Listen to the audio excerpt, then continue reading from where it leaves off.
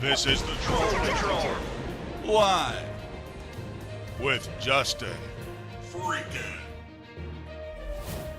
There is no room on my desk for you. Why are you here? I've got so much shit over here. I don't want you in my coffee. I don't want you in my marijuana.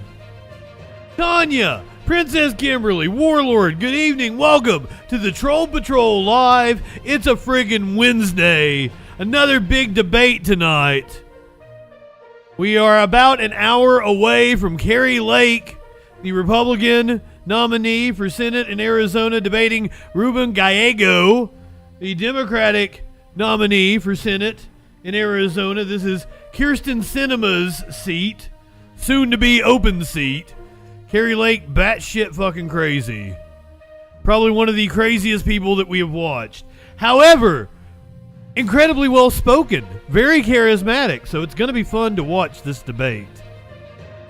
Could be, oh my God, Clinically is alive. Clinically is alive. We are going to check in on Milton down in Florida. He's apparently not killed clinically yet. Lenny, good evening.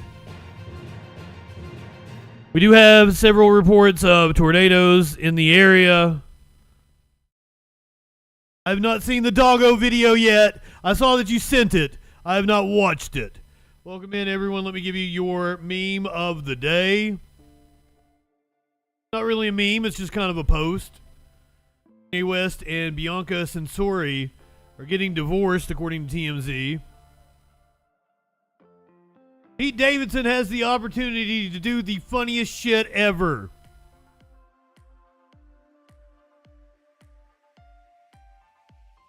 Holiday, good evening.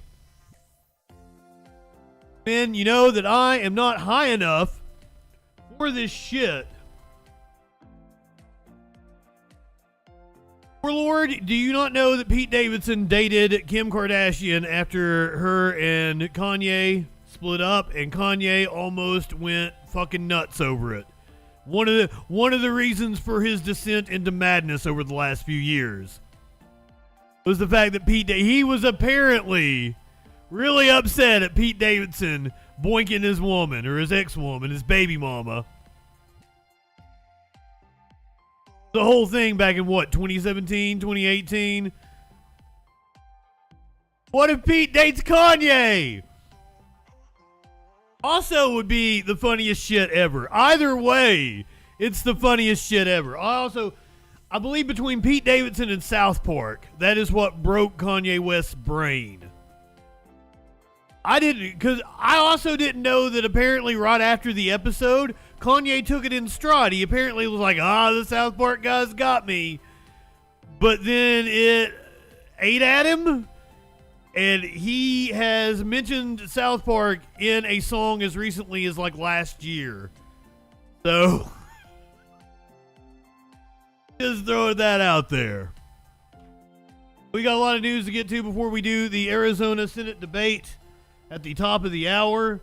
So before we get to that, cover the most destructive force to ever hit the United States.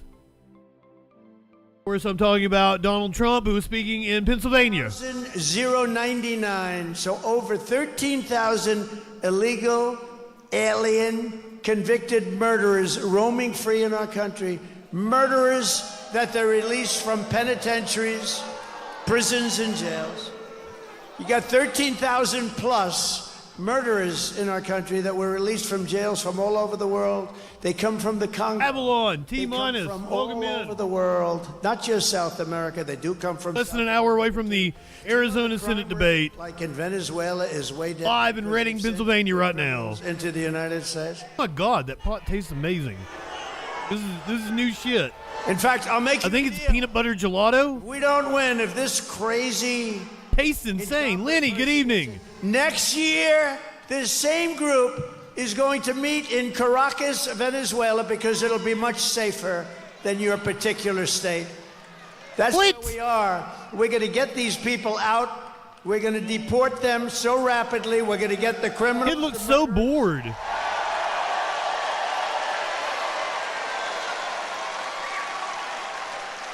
And essentially, I will liberate Pennsylvania and our entire nation from this mass migrant invasion of murderers and child predators and gang members, terrorists, drug dealers, and thugs. What they have done to our country is unbelievable. You know, we hate criminals. We talk, and I noticed something. Somebody was telling me the other day, we do a lot of these beautiful rallies, and it's so great. We never have an empty seat, never have. Look at it, 100,000 people. Even that kid, he's like, there's empty seats everywhere. As you go on, you get angrier and angrier. It's true, because I read this stuff with all of these people being allowed in to destroy our country, and by the end of my speech, I'm actually a little bit angrier. In some cases, a lot angrier, because they're destroying our country. We will not allow these people to invade us or to conquer us. Do you see what they're doing in Colorado? They're taking over apartment buildings. They're taking over real estate. Not true. They become real estate developers. They're eating the cats. They're eating the dogs. They have equipment that our military doesn't have. What? Where the hell did they get that equipment? And the governor of Colorado, who's a weak Democrat, radical left, he's beside himself. He said, oh, what do I do? What do I do? You get him the hell out of there. That's what you do. That never happened. The Democrats brought him in. And you know what? Little cities and towns all over the country are being invaded. But the ones that aren't, they're just as scared because they know it's going to happen. Because we have hundreds of thousands of these people. And there's so many of them are criminal. And you know what? If I were the head of... There's the literal criminal. But they're all friends of mine in one way or the other. I know most of them, almost all of them. But you know, if I were doing that, I would have done it even faster than them. In Venezuela and many countries, they're emptying their prisons into our country. I would have had, because Venezuela has only gone about 50%. I would have had it down to 100%. He's gone completely off the fucking rails. They save and the turmoil they save. This doesn't even resemble any kind of a normal political campaign anymore. And they bust them into the United States and drop them. And do you think anything's going to happen that's going to be good with those people? No. Fear-mongering, xenophobia. This is not the American dream. I will send bigotry and racism. I will send home all of those who do not belong in our country, and I will keep radical Islamic. That's what's going on in Reading, Pennsylvania right now with the Trump campaign. Minty, good evening. Flash, good evening. I stick behind. He said he's not going to run again. He said if he loses, he's not going to run again, but he's a liar. I stand behind my assessment that if he loses, he is the presumptive 2028 Republican nominee. He's not going to give it up. He's still going to claim political persecution through all of his criminal trials that are going to go on. But god damn, do I want to be rid of him and back to some sort of semblance of normalcy in our politics. But that's probably not even going to happen. I want to go. I want the Democrats to win. I hope the Democrats win the Senate and the House because I want to be angry at the Democrats and bitch about them and fight them from the left and not have to worry about stupid ass right wingers for a little while. That's all. That's all I want. I will celebrate if the Democrats win. But then January 20th, after the House, the Senate, and the president is sworn in, it is right back to being down their throats, boot up their asses, and being adversarial to the liberals. That's what I want. Fortunately, we are probably going to get a split government with a Democratic House, a Republican Senate, a Democratic White House. I think that is the most likely scenario. However, things are looking good in Texas. Colin Allred is up on Ted Cruz. In Florida, Debbie Mukurielso, whatever her name is neck and neck with Rick Scott. Fortunately, Tim Sheehy has overtaken John Tester in Montana. CSW, Claudius, welcome in. We are about 50 minutes away from the Arizona Senate debate. By the way, we have new announcements on debates. We've added some to the board. We're going to be doing the New Jersey Senate debate on October 15th, as well as the Texas Senate debate between Colin Allred and Ted Cruz. That is going to be a big one. October 15th, a big night for debates. We have added the Delaware Senate debate between Lisa Blunt Rochester and Eric Hansen. That one is Wednesday, October 16th in Nevada. We're going to be doing the debate between Jackie Rosen, the incumbent Democrat, Sam Brown, the Republican challenger. That is October 17th. Also on October 17th, the Washington Senate debate between Maria Cantwell and Raul Garcia. October 18th, we have the Wisconsin Senate debate between Tammy Baldwin, the Democratic incumbent, and Republican challenger Eric Hovde. October 23rd is the Maryland Senate debate between Angela Also Brooks and Larry Hogan. Just announces the Maine Senate debate on October 28th. David Costello is the Democrat. Angus King, the Independent. We're still waiting for an announcement in Florida, in Ohio. No announcement yet. In Tennessee, Marsha Blackburn has declined to debate. In West Virginia, still no indication that Jim Justice is going to debate. No debate scheduled in Minnesota. One I've really been wanting to watch, that is Amy Klobuchar, the Democrat incumbent, going up against 40-ball player turned idiotic podcaster Royce White. And unfortunately, a debate has not been announced yet. No debate announced in Nebraska between Deb Fisher and the independent Dan Osborne. And both Bernie Sanders and Gerald Malloy have agreed to a debate in Vermont, but no debate has been scheduled. We do have an announced debate now in Connecticut with Chris Murphy debating Matt Corey. That will be on Halloween Eve. So, a lot of debates coming at you. I think we have the New Hampshire governor's debate. That is going to be on October 22nd between Democrat Joyce Craig, Republican Kelly Ayotte. Still no debate announced in North Carolina with Mark Robinson, the batshit crazy dude. Marcia is ridiculous. Welcome in, Shelley. Did anybody else come in? I was running things down. M. Lord, good evening. Haven. If I give a shout out, who do you want me to shout out? If you're going to call in, you need to do it because we got shit to do at the top of the hour. Are you going to call in?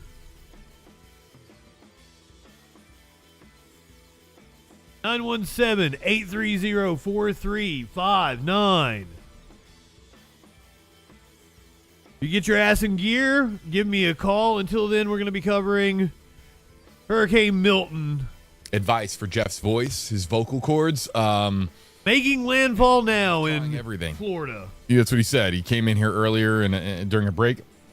Said, JB, I'm trying everything. And I got to tell you, he's a trooper. Just give him a lot of credit. He's trying to plow through and do the best. Shout out what, you dumb shit. And what he's got right now are vocal cords that have been gnawed down by endless coverage, both on air and on this show, on tracking the tropics, bringing back in. Brother, you don't even have to call in. I'm a man of the people. Do you have anything specific you want me to say? Or do you want me to just, hey, happy birthday to Slavin Haven's good friend, Nick Gurr. Mr. Gurr, I hope you're having a fantastic day. Go ahead, light one up, tip one back. Happy birthday to you, Gurr.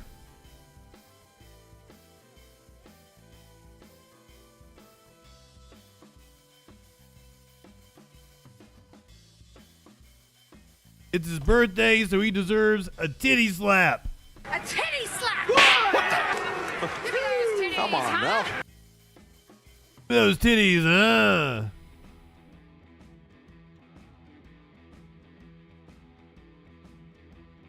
I'm a man of the people. I make people happy. It's our severe weather tool here at News Channel 8, and it really is tracking the northern eye wall, which is really beginning to batter the Tampa Bay area. Now, Did you get me? In Tampa, the highest storm surge values that were initially predicted because Kind of hard to get me when I'm an actual to our south broadcaster and I pronounced the words correctly. into Pinellas County or out of the bay right now, east to northeast winds right now, keeping the water levels under control for Tampa. They are. Oh, you've got me saying Nick simply Gurr. because the physics behind this at east Mr. wind Gurr. restricted. And I'm looking for some reports at the pier of how. Brother, are you 10? Oh, a wind gust of 89 miles per hour at last report at St. Pete. And now this band that we're very concerned about, it's really not a band, it's the eye wall, the northern portion of the storm, is battering. He's trying his little heart out. You gotta admire It's it. way to the north, so it's downtown Tampa. I don't think he's actually this stupid. I think I've come to the realization that he's a fan. We're looking at different. And he's trying to play into it. And indeed, I think it's going to be pretty soon here along the Sarasota County coastline where you saw those winds at 93 miles. Brother, I knew exactly what you were doing. Moving through there. All right, looking at the wobble tracker. Yeah, I want to talk about wobble tracker. You think I didn't hear that one like 20 years ago? Of the eye. I was in grade school once as well. That's right over Tampa Bay right now. So Yes. we have really heavy rainfall coming down onto Tampa Bay itself. What exactly does that do, Justin? Well, the I don't rain fucking helps know. to Don't ask me. the strongest winds from above, aloft, which is unrestricted from the friction of the earth. That's why the winds aloft are so much stronger than what you see at the surface. That's so many times we tell folks to get to the lowest level of the structure. Brother, you're clip in. it. If you're in a high rise, if you can get Warlord's probably already clipped it and put it in the level, It Discord. certainly does help because the wind, as you go up in height, increases exponentially, and we know that. That's just the pure science. So when the winds are strong aloft, the rain that you see, that red shield on the Max Defender, helps to drag those strong winds down to the surface in burst or gust. And that's when you get trees to topple over. That's when you get awnings to fly off. That's when you can get some structural damage. We're watching a wobble tracker. I wanted the live shot. Per hour with the reports that we are seeing here happening across. Had the like Tampa 3 or Bay 4 area, other 14 cameras up. Here we are at 8:18 in the evening, and we're in the midst of a Category 3 storm, which our icon on the wobble tracker, if you notice, JB, has been updated. We were waiting on that. The center of the storm is a lot Great. closer. And look Good how evening. close. At last report, at 8 o'clock with the update, how close the actual center is to making landfall in Sarasota County. So it's been many years since the 40s that they saw a hurricane making landfall this magnitude in Sarasota County. Harry Lake is in about 40 minutes, Mox. 1921, the Tarpon Springs. You're just in time. North of Tampa Bay, which drove the water up into the bay of 11 feet of storm surge. Real back quick, then. we got Eileen Natchick. Arizona Senate debate coming at you at the top of the hour. Live shots, but what's the power situation where you're at? Yeah, where I'm at right now, specifically in Wesley Chapel, around the Hyatt Hotel, power is on. We are good. But yeah, power lines are actually down in the area. Cannot tell you specifically where they are, but they are causing significant blockages. And due to Hurricane Milton, those winds picking up now at 50 to 60 miles per hour. I'm going to step to the side here so my photographer. I thought it was today, Ducky. Zoom in on. Yeah, it was pretty bad. Just to give you a visualization. It was too Republican. It was a more more intelligent Republican debating a dumber emergency Republican. response in Pasco County because But both of them were reasonably drive on. So please well-spoken. call 911 if you do need help. But Pasco As I County said, like officials Mike Rogers do wasn't ask drooling. everyone to remain sheltered where they are, and they actually just posted on their Facebook page, which is also a resource for you guys to check. I think if the you're in highlight of area last too. night was the They have Colorado reports of downed trees congressional blocking debate. roadways. So the time to shelter is now. Do not go outside. The moderators To go in outside that is debate were extremely dangerous. amazing. Again, those power lines are down in the area. You see behind me, my hood is flying up. I didn't think that he wind coming was from the leaning into being a northeast, and lunatic, guys, Mox. I I thought don't he think it's was, coming down anytime of the soon. Republicans we It'll be watched, stronger, but again, he was one of the more 35 tolerable miles ones. per hour, close to tropical storm, up to 50 to 60 miles per hour here in the Pasco County area. Again, where I'm at currently, Wesley Chapel. Send it back to you. All right, thanks, Eileen. And of course, she is inland, but But I mean, that's a low bar, right? in counties like Polk County, and actually all the way across Florida, the storm is going to go all the way across to Jacksonville. So these interior Clinically watching on don't see a YouTube. lot when it just skirts the coast, they're feeling the brunt of this as well. We're just glad to have you. We're glad you're safe right now. From Lakeland in Polk County. And I'll tell you, this is an area that is no stranger to some big hurricanes. Charlie, Francis, and Jean crisscrossed that county in 2004. Folks have been worried about this one because they know what the impacts can be. Hurricane Irma left people without power for days and days. And This is not what I wanted to be broadcasting Georgia, tonight. tell us what you're experiencing. Well, Jen, I'm experiencing the waves really packing the punch here. They've definitely picked up within the last half hour. We are seeing flooding, power outages. Fred, good evening. And a lot of people are really heeding some of those warnings here. Not only I still don't understand what the NDA was. Apparently, downtown Lakeland area. We spoke to quite. he didn't sign an NDA with China. From Pinellas County to Polk to get away from some of that. Some shit like that. And everything was public when she signed it. 35 years. And this is the first time ever that I've evacuated. And it was the fact that it was a Cat 5. And I just recall vividly the damage that was done to Fort Myers. And all of the models had it hitting directly at St. Pete. Now, that's changed, of course, but my wife has special needs, so I wanted her to be in a safe location. And Jen and Stacy, the winds continue to pick up right here. This is why officials tell people to stay Cassie's inside. next. Good evening. Out here in these conditions, King Burrito, welcome in. are nothing to play with. As you can see, they keep getting stronger and stronger by the minute. There's all the Some of that Florida rain peeps keeps watching coming down tonight. very heavily. Jen and Stacy. Want you all to stay safe. Thanks, Georgia. I'm glad you're here The with us. storm has made landfall at SRQ Airport. That's the Sarasota Bradenton Airport. If you can hang on, we're about Just within 40 the minutes last away few from minutes, the at least Arizona moments Senate away debate. When we talked to Jeff a minute ago. So that area is really, might be in the eye of the storm right now, but it's going to see a lot on the back end. Yeah, the backside of this storm, according to our meteorologist, is going Anytime to you're playing with the back end, I've got the some conditions have been advice deteriorating for in you. Manatee County all evening, and we want to get right over to News Channel 8's Brittany Muller. She's in Lakewood Ranch. And Brittany, you have someone standing by that you're going to talk Why to am I like tonight this? because folks are really, they're worried there tonight. Jen, they are worried, and it's very emotional here in Manatee County. Stacy, you just said it. We are Oregon gal, welcome in. Sarasota Bradenton Airport, and it's Evening, everyone. Hurricane Milton made landfall in this area. Sarah's joining me right now. She's riding out Hurricane Milton with us here. A little over 30 minutes away from the Arizona Senate debate So how are you holding up right now? in Carrie Lake, I'm actually doing pretty well. I have my niece and her daughter with us. Ruben Gallego. And we actually traveled earlier in the week thinking that the weather would not quite be like this. But I used to live in Florida, so this is not. I feel like the people in Florida would want you to make Florida jokes. This is the most severe one that I've been through, and I've not had to Milton do it is in a washing Florida's different ass. experience, but we're holding up okay. We've got the preparation. Deborah Tad, welcome The in. things, and the big thing is we're doing what we're told. Stay put. shelter in place, don't go out, don't drive. So we've done Bob in heaven. up to the point where You can still call in. I see that you did your little hit and run thing again. Down, you traveled from Colorado. The for, U.S. is getting its under part of its dick washed. sorts. My nieces had not been here in quite a few years. I come back quite often, but they had not seen all their relatives. So I had scheduled this trip like 6 months ago, and we decided, why not? So it's now or never.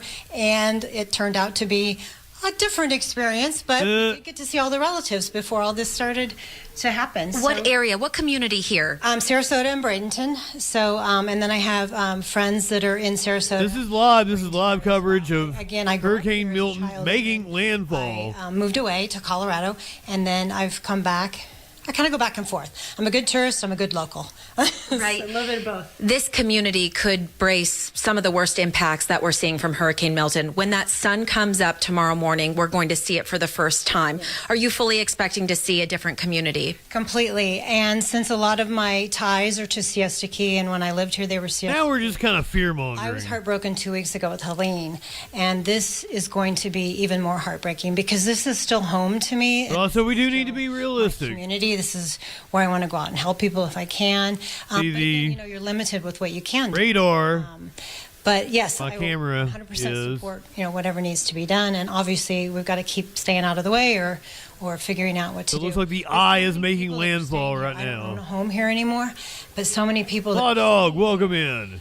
The devastation, you know, the devastation that they're going through with what do I take, what do I, you know, leave behind. It's just not anything you can really put in words. You know, it's something that if you've never been through it, you know, you obviously will experience it when you go through it, but it's really heartbreaking to see people going through this. It's amazing to see here at this hotel. People are coming together. We lost power probably about an hour ago, and the hotel's giving us glow sticks. Obviously, we have battery-powered lights. That's why it's so light in this room, but your room next door is not like this. Completely dark. Completely dark. And so it's quiet, it's dark. You could hear that wind howling, and it's frightening. It can be, and I think because I lived here, I'm not quite as, you know, it's Mother Nature as well, you know, so I'm not quite as frightened as maybe, you know, my nieces might be because they've not ever experienced this kind of thing. But it is frightening no matter what, because nature does what nature does, and that's the thing that you just can't predict. You know, one of the things when we're talking... We predicted it pretty well. We're in these areas. Everyone's talking about Helene and the devastation and the debris piled up. And it gives you the chills knowing that they don't know what they're going to see when they return home. When you have your family members in Sarasota and Bradenton, did they evacuate? That's something somebody in Florida would say. Some friends that evacuated, some of them Do a have skateboard down the street. And then I also have family members that have stayed and boarded up and put out the sandbags this time, really paying attention to what this storm was potentially going to bring versus even what Helene did. And so they really did prepare. And again, they wish they'd give us more live shots. Precautions. They followed kind of, you know, the rules or of course, you know, You can see Tampa up in the top right-hand corner. In my particular instance, my family and friends are safe, so I'm very grateful for that. We're so happy to hear. That's the top priority right now, people's safety. Everybody's safety. And the thing I think I worry about the most, especially even in a hotel setting, is we have a lot of elderly people here. And, you know, if we lose... What they got to be old for? We've all got to pitch in and help those people come up and down the stairs and things that, you know, what we can do on a smaller scale to kind of still get to the next day. So it's really emotional, and that's what it is. Sarah said it best. Thank you so much, Sarah, for joining us. I think it's a community right now. See what they go to. Where I'm gonna take another station. The message: people are helping people. People are just coming together in such a dire time, and we know that it's going to worsen before it improves. So we're riding out the storm, and we're being safe, and we're hoping that you're being safe as well. For now, we're reporting live in Manatee County. Brittany Muller, 8 on your side. Hi, Brittany. All right, Brittany. All right, back here with you in the Stream Center, folks. Check out this new video from Brian Enton. This is pretty wild. And this is Tampa Bay. Look at this. All the water has run out. Here we go. Of the bay. We just walked that shit's freaky. Bayshore Boulevard. Hopefully you can hear me. The water is gone, so it has been sucked out by Milton, which we suspected was going to happen. Our light's not bright enough to see how far out it goes, but I don't see any.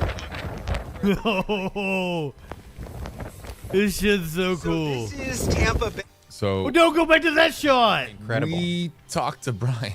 Yeah. About this. Yeah. About 5 hours ago. Feels like. Was it 4 hours ago? I'm losing track of the hours, folks. That's the content I want. About, hey, I see the water starting to get lower. That might have been tide at the time. That could have been, of course, the beginning of that phenomenon, which is the water getting sucked out of the bay by the counterclockwise. Best to be sucked off, I would assume. Of Hurricane Milton. And that's what but you saw it there in the video. Yeah, that's what we're looking at on the radar here. The storm has made landfall, is what we understand, at SRQ Airport in Sarasota in Manatee counties, and we can see that things are definitely going downhill there. So again, you're looking at the radar. Has the NHC declared landfall?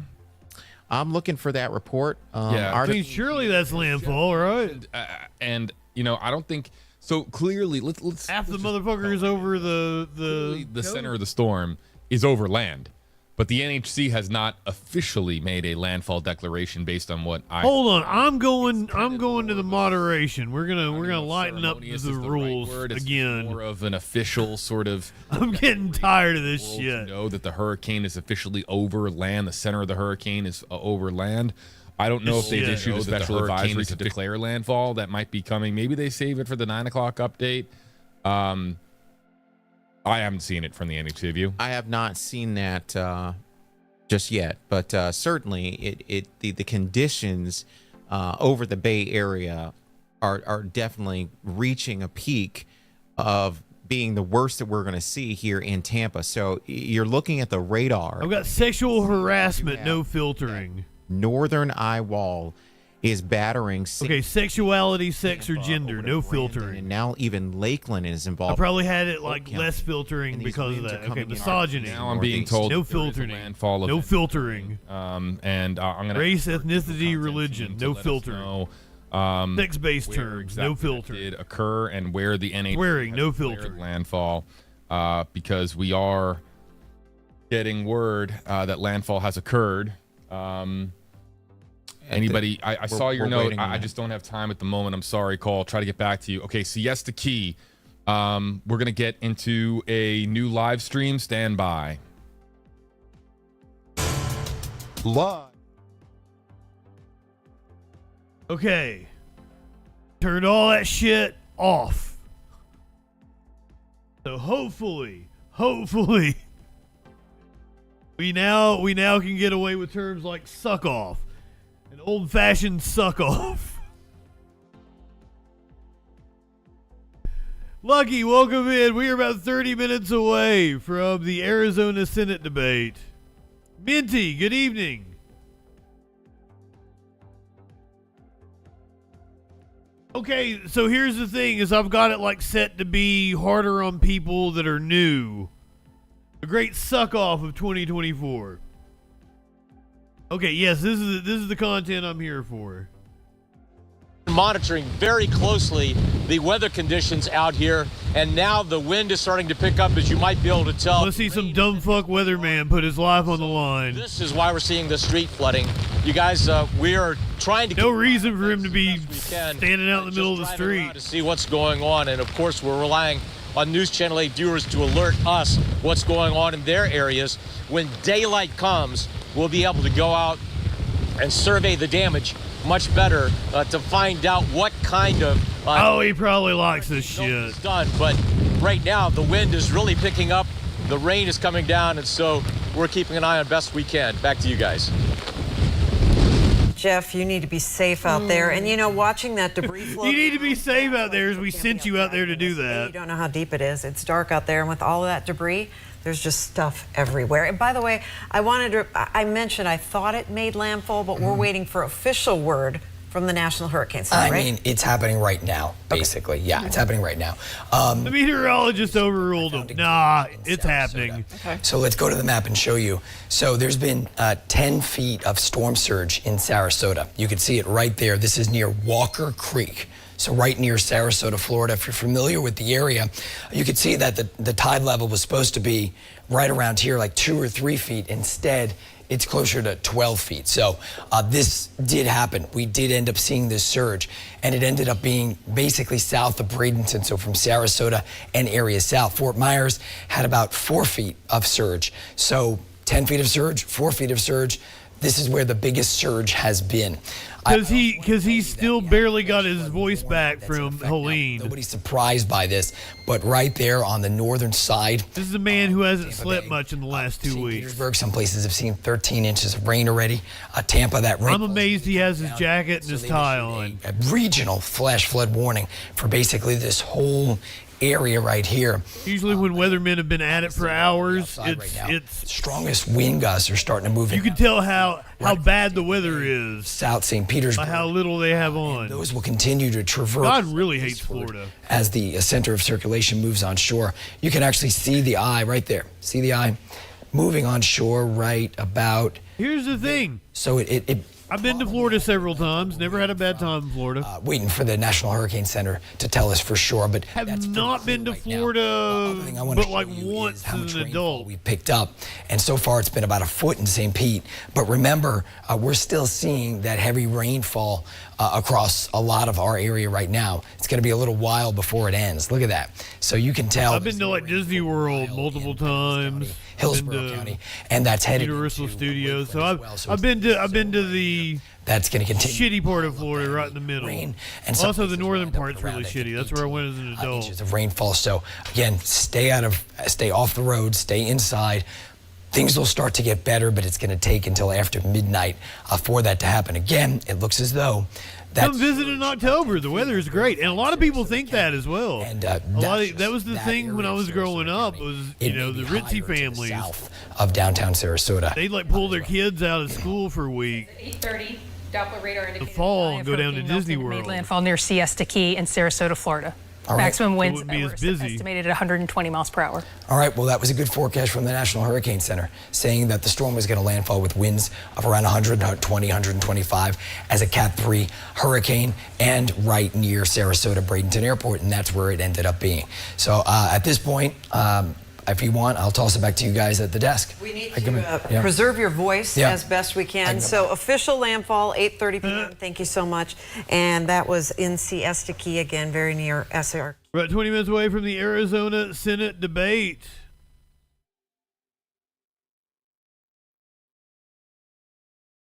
I'm going to take a different station because they keep going to the studio way more. I want more outside shots. Of many yeah, that's what I'm talking about. In Florida, losing power, and I imagine that the way this is going, there's going to be a lot more people losing power tonight. This is going to be a night in the dark for thousands of people in Florida. For the people who've get that man some Ricola. This is going to be a night of rock and roll. I would love to go to the Daytona 500 still. I don't even know any of the drivers anymore. A sturdy house that's at the right elevation to keep them out of the storm surge and the flooding. Perhaps they will be fine. I've been to Talladega. I love restrictor plate racing. Wrong decision. Maybe stayed on the beach, stayed in a low-lying area. It is not going to be good because the first responders are not going to be able to go out of this. See that lightning out. They're going to have to wait till this blows over. Cold trickle. Those emergency vehicles on the road, Christina. So PSW, you're aware that Cold Trickle is based off of an actual driver by the name of Dick Trickle. Dick Trickle is a real person. Out of Tampa. Thank you so much for. Was a real person. I think he died. Please stay safe there. Glad you guys still have power, able to bring the latest news from the ground there in Tampa. Thank you so much, Lloyd.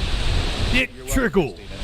All right, again, here on Live Now from Fox, we are continuing to follow the very latest as this storm, again, has now made landfall. That is the breaking news that we are getting out of the National Hurricane Center. It did make landfall close to Siesta Key, Florida. That's in the same area as the Sarasota side on the west. Now that the Autobot is loosened, we can type Dick Trickle. I love it. So, again, we're continuing to track the very latest. I do want to show you some of these shots that we have from some of those cameras in in the area of Florida. Yeah, because why wouldn't I loosen it up for you guys?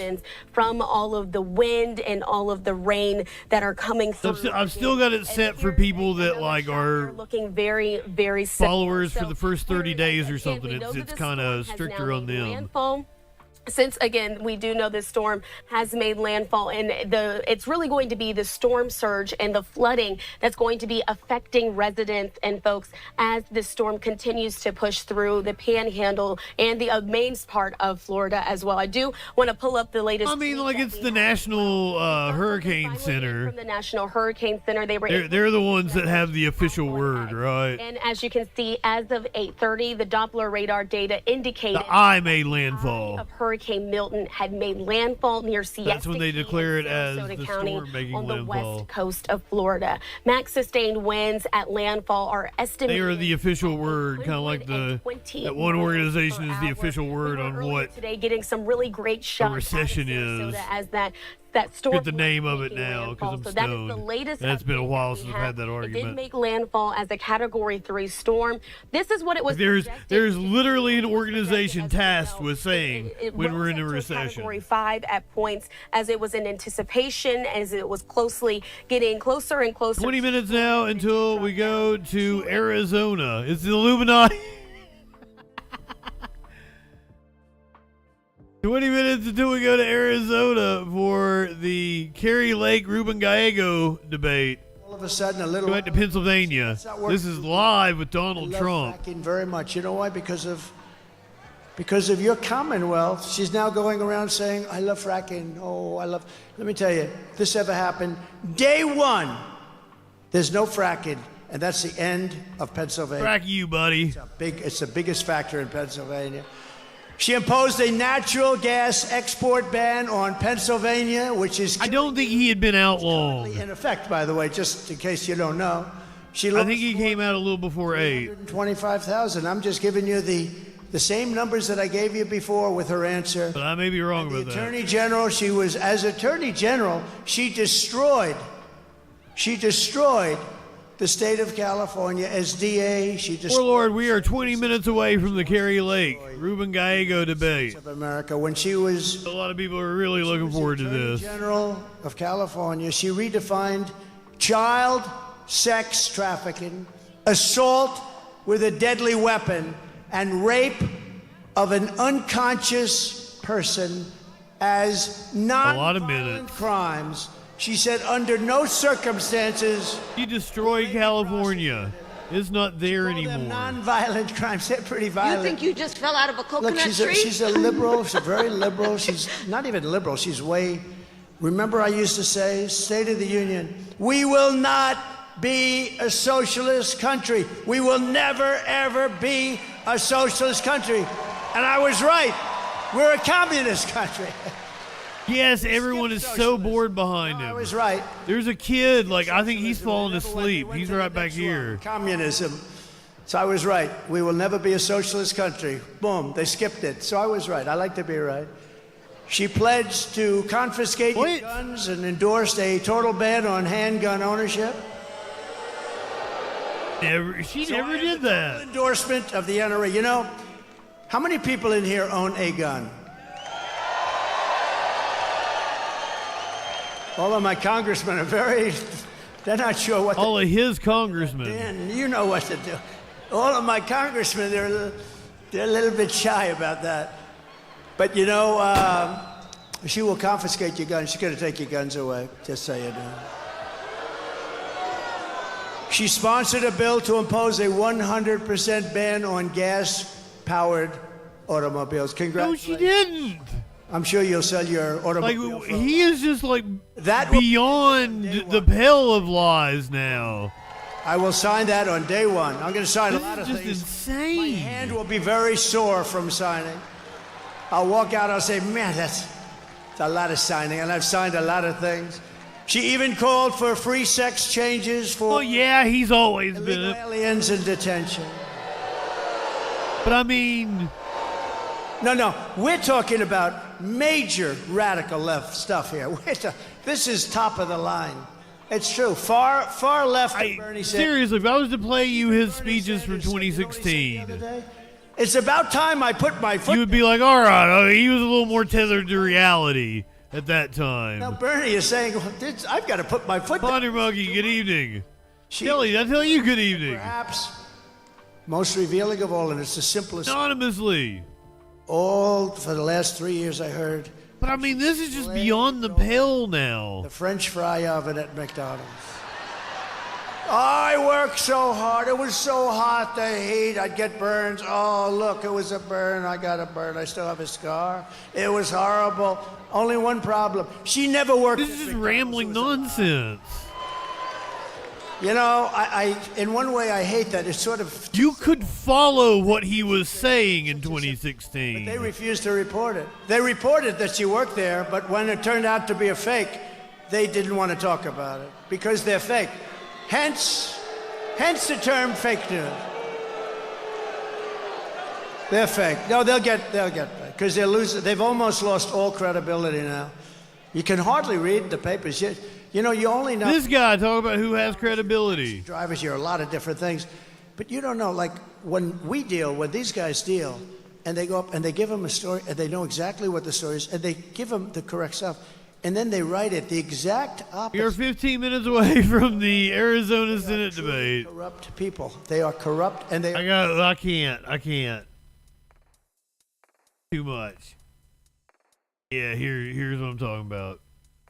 This is where that hurricane it made landfall just south of this. Abby, good evening. In Sarasota County. Again, these winds were 120 miles per hour as this storm made landfall. And it's these cameras that we have posted around the state of Florida, these weather cameras that show you the roads, and you can really see the wind, Sarasota, the rains as the storm is continuing to come onshore and just bring with it what is projected to be catastrophic flooding. And she's the age all around the state of Florida. that, like her having a job at McDonald's for 6 months or a year in high school has made a landfall as well. They all did. My brother did. Fox 35's coverage. Don, good evening. Latest tweet that we do have from the National Hurricane Center where they... She's like 2 years older than my brother, right?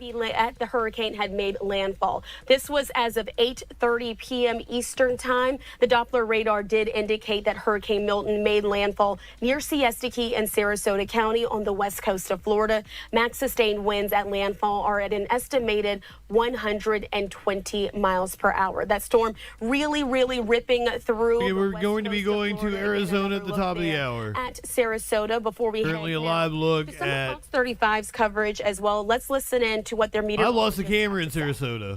And 90 in Daytona Beach. This is 6:30 in the morning tomorrow. Notice there's the low. There goes the wind pushing in from the side on the back. 88 maybe even. He did a little dance when he did that. Beach. This is 8:30 in the morning tomorrow. This is that little sting jet is the term in meteorology. How the wind increases on the backside as the atmosphere in the storm collapses. It pulls all the air down from the atmosphere and it rushes in behind the low as it moves away. Then notice afternoon tomorrow things will subside. But really for the next few hours it's going to be the rain picks up, the wind picks up, and somewhere tomorrow there's going to be some very bad flooding across central Florida. But you can see here's the view from the Daytona Beach right now, and you can see it is blowing pretty good. So that's the latest. Hopefully you got the idea with the slow walkthrough of the hour forecast.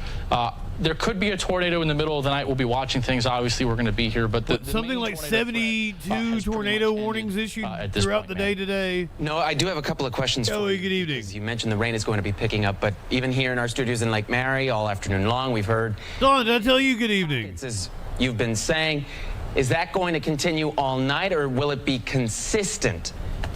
There'll be maybe like a 4 to 5 hour window where it does get consistent. And I don't know if you... Word up to RE918 in the chat. That's our lurker love of the night. Right now, it's kind of patchy, but notice... You don't have to say anything. We just want to give you appreciation for being here. Right here. There's the center of the hurricane. Glad to have you here.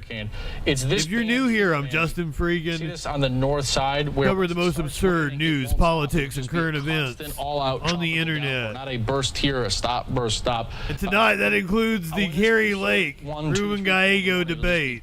Constant downpour. Arizona Senate. Very, very thorough. I appreciate it.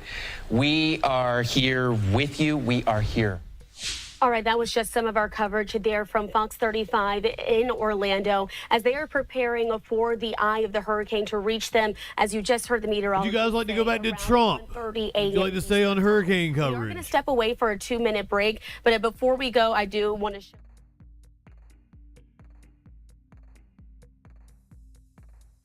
On over to a different station. This is back with WFLA Center. That's where JB Buno is live tonight. He is there with Justin Mosley. And you guys, what kinds of questions are you hearing, and are you getting a lot of reports of outages and things? We are hearing a lot from folks via Report It, Stacey. A lot of folks that are sending in photos and videos to Disembodied Mogul. Thank you for your recommendation on the best viewers. Justin Mosley. I like to think I've already got the best viewers. Justin, but one of the big things. That's why I want to take the time to give them all a individual shout out on the real-time wobble tracker. And I'm going to be honest, not just for the Tampa Bay. Shout out to everyone who's listening to this later on the podcast. Passes our coast and moves more inland. Check out the VOD. Orlando area, Justin. So we have a lot of folks joining us online from really beyond just Tampa Bay, wanting to know about the impacts and wobbles, even as the storm moves across the peninsula. That's right. It's a big storm, and we know that it's wasn't that a song? Right and really, that core. I feel like I played that when I was DJing at a strip club all evening long. Is battering the Tampa Bay area right now. Again, as we look at the wobble tracker, they did the wobble. Defender 8 radar. That core is showing up right over Tampa into St. Pete, Bradenton. That's our big concern. Soup is here. I love Soup. The worst weather is occurring. Please give that sexy man a shout out. Now, the storm did make landfall to our south, as we mentioned, in Siesta Key. Wind gusts. People Wobbles is a kid's show, isn't it? Now the winds are on shore, and the big concern will be storm surge now that we have that landfall point and all the way down the coastline. So Venice, all the way down towards Inglewood, dealing with this water. Good evening. Rise. So it's about the wind and the surge in our southern communities. Less than 10 minutes, we're going to be heading to Arizona. Concern for flooding. We're expecting 10 to 12 What kind of soup are you making? I love soup. What you've already it's getting to be soup time. Situation here. And portions of Tampa Bay and points to the north weather. Nature coast. So shifting into soup mode. Fernando and Citrus counties, the worst is. Actually, I should make potato soup. I've got all the stuff there. The hurricane force winds pretty tight to that center of circulation at this point in time, about 35 miles out. A lot of questions coming in right now on Facebook Live and YouTube. Wait, Tanya, are you a bot? Clayton, hashtags for us both, Justin. How bad should the storm surge in North? Tanya, if you are a real person, you have an east. Tell me, light one up, tip one back. For Tampa itself, is a little different situation simply because of the position of St. Petersburg. With the wind blowing it out of the east and northeast, you can see a water level rise, a storm surge there. I know a lot of folks have been watching our images on WFLA showing how the bay is kind of emptying out. We had like a bot the other night, and it would respond to the shit we said. Into downtown St. Petersburg. It was a lot of fun until it wasn't. Those nuances that we're watching on the Max Defender started getting a little out of hand with its book of books shit. That's what we're concerned about there, battering St. Pete and Tampa right now. Yeah, we also have a story on our website that we're going to talk about in just a moment. But first, Angelus saying, I wanted more live shots. I want more reporters that are. Oh, here we go. This is the shit I want. Till this storm passes. Again, we've been getting the latest from some of our partners there around the state of Florida, including Fox 35 there in Orlando and Fox 13 in Tampa. Let's now tune in to Fox 13. Christian, I have not heard about this group flash. Their meteorologist giving an update on the storm. Storms like Debbie and Helene, we kept this core off the shore, and that's why the winds were mainly right along the coastline as this skirted our coast and pushed off to the north. This is a different story entirely. This is kind of traversing farther inland, and that's why we have that extreme wind warning in place, as some of those gusts could briefly surpass 100. Yeah, I want a guy with a mic and an umbrella out in it. Going to be monitoring that here. His galoshes on. Is not even completely on shore. Just a rain slick. Fall, but still that backside of the eye wall, still packing some very strong winds. Will be pushing. Eye wall, is that like an eye pussy? Shortly. Farther to the north, this is the rain that I'm talking about. Palm Harbor, Clearwater, St. Pete. Give me that eye pussy, sir. Reds here, one of the powerful bands that just pushed through, packing those gusty winds, and that's going to continue to rise farther north towards Zephyr Hills, Lutz, Holiday next, perhaps Port Richey if this continues to hold together and push farther north.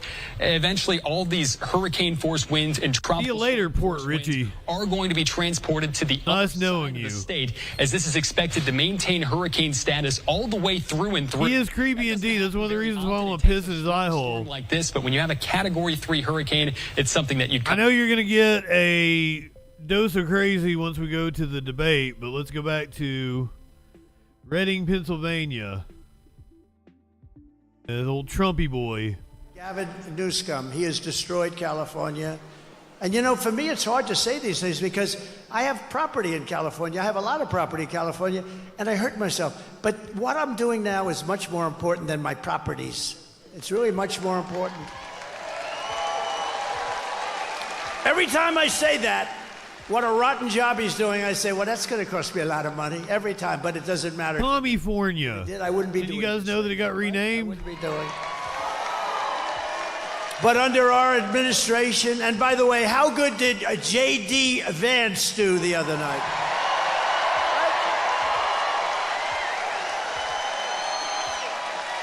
Good people. Good people. Everyone will prosper, every family will thrive, and every day will be filled with opportunity and hope. But for that to happen, we must defeat Kamala Harris. Should be easy, should be very easy. And stop her radical left agenda once and for all. You have to get out and vote. We're going to make this a landslide. We want to make it... To vote. We want to make it a real referendum. We want to make it something where you go and you say, we have the right to stop. Wish.com, Frankie Muniz. We want to make it big. And we want to make it so that they can't cheat. The Pony's a good platform. I would have voted for Vermin Supreme. They can't cheat. They can only cheat so much. And they are cheating dogs, I will tell you that. You're friendly fascist.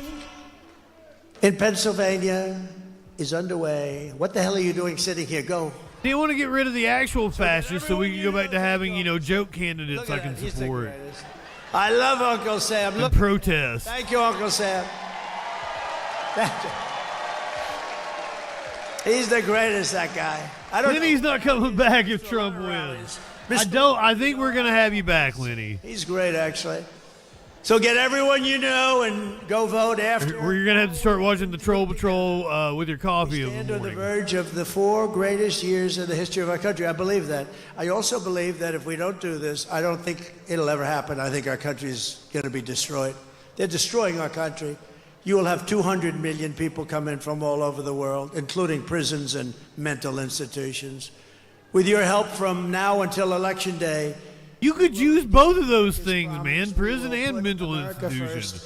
And we will take back the nation that we love. We love this nation. She absolutely needs a different lipstick color. Oh my God, her makeup is too much. Like drag queens don't wear that much makeup. She needs George Santos to give her some tips. Professor Q, welcome in. Our country. And together, we will make America powerful again.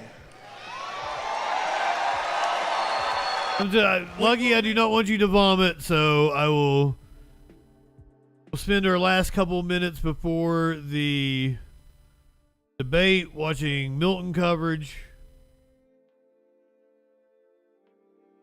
The sad state of affairs. Warnings are in place for places like Vero Beach up into Brevard County and inland. When a historic hurricane is expect in Wauchula. More comforting than wants to know. Says that the winds are crazy. Republican presidential candidate are flooded.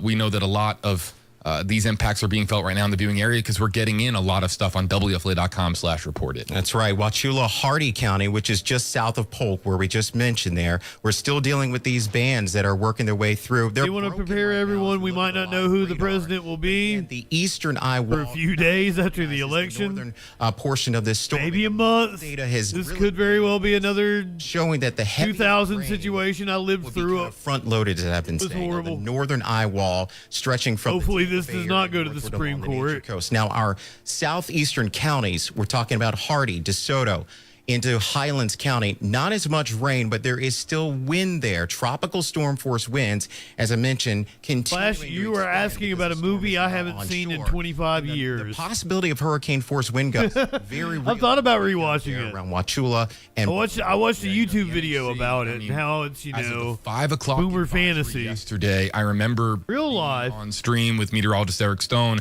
and we knew that was the You're advisory. talking about Lieutenant Dan that ain't got no legs? Significant for what ended up being landfall day. He's only missing one leg, though. Okay, fair enough.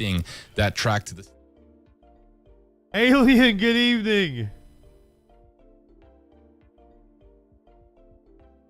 We don't have time, Flash. We are going to Arizona. This is our main event of the evening. This is Kirsten Sinema's Senate seat. Decided not to run for re-election.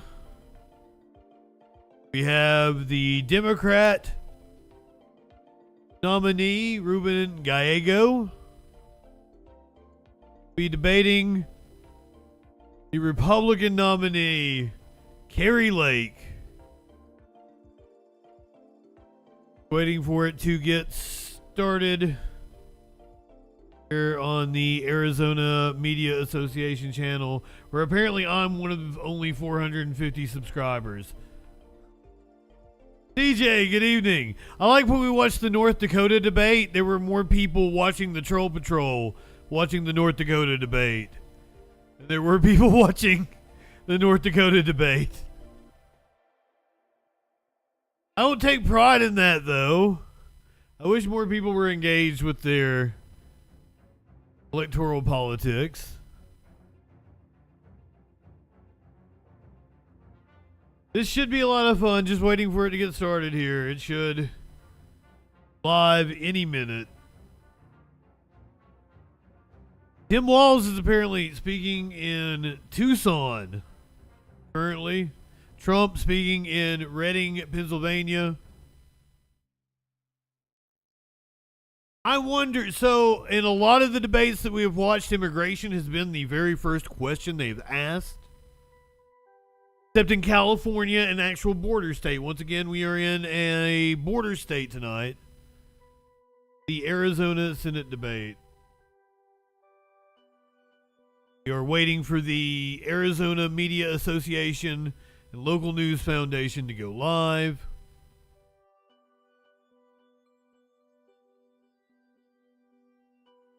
Should be moments away.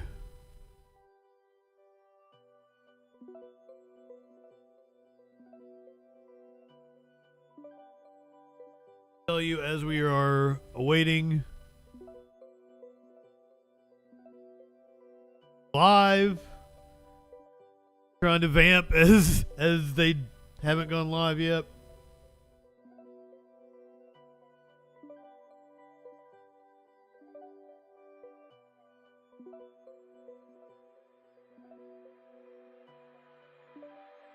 Also, no candidate has been given access to any of the questions. With that, let's get to the opening statements. Mr. Gallego, you have 2 minutes for your opening statement. I had to go to the Fox channel. I'm Ruben Gallego, a husband, father, Marine combat veteran, and nervous, proud Arizonan, and look forward to being your U.S. Senator.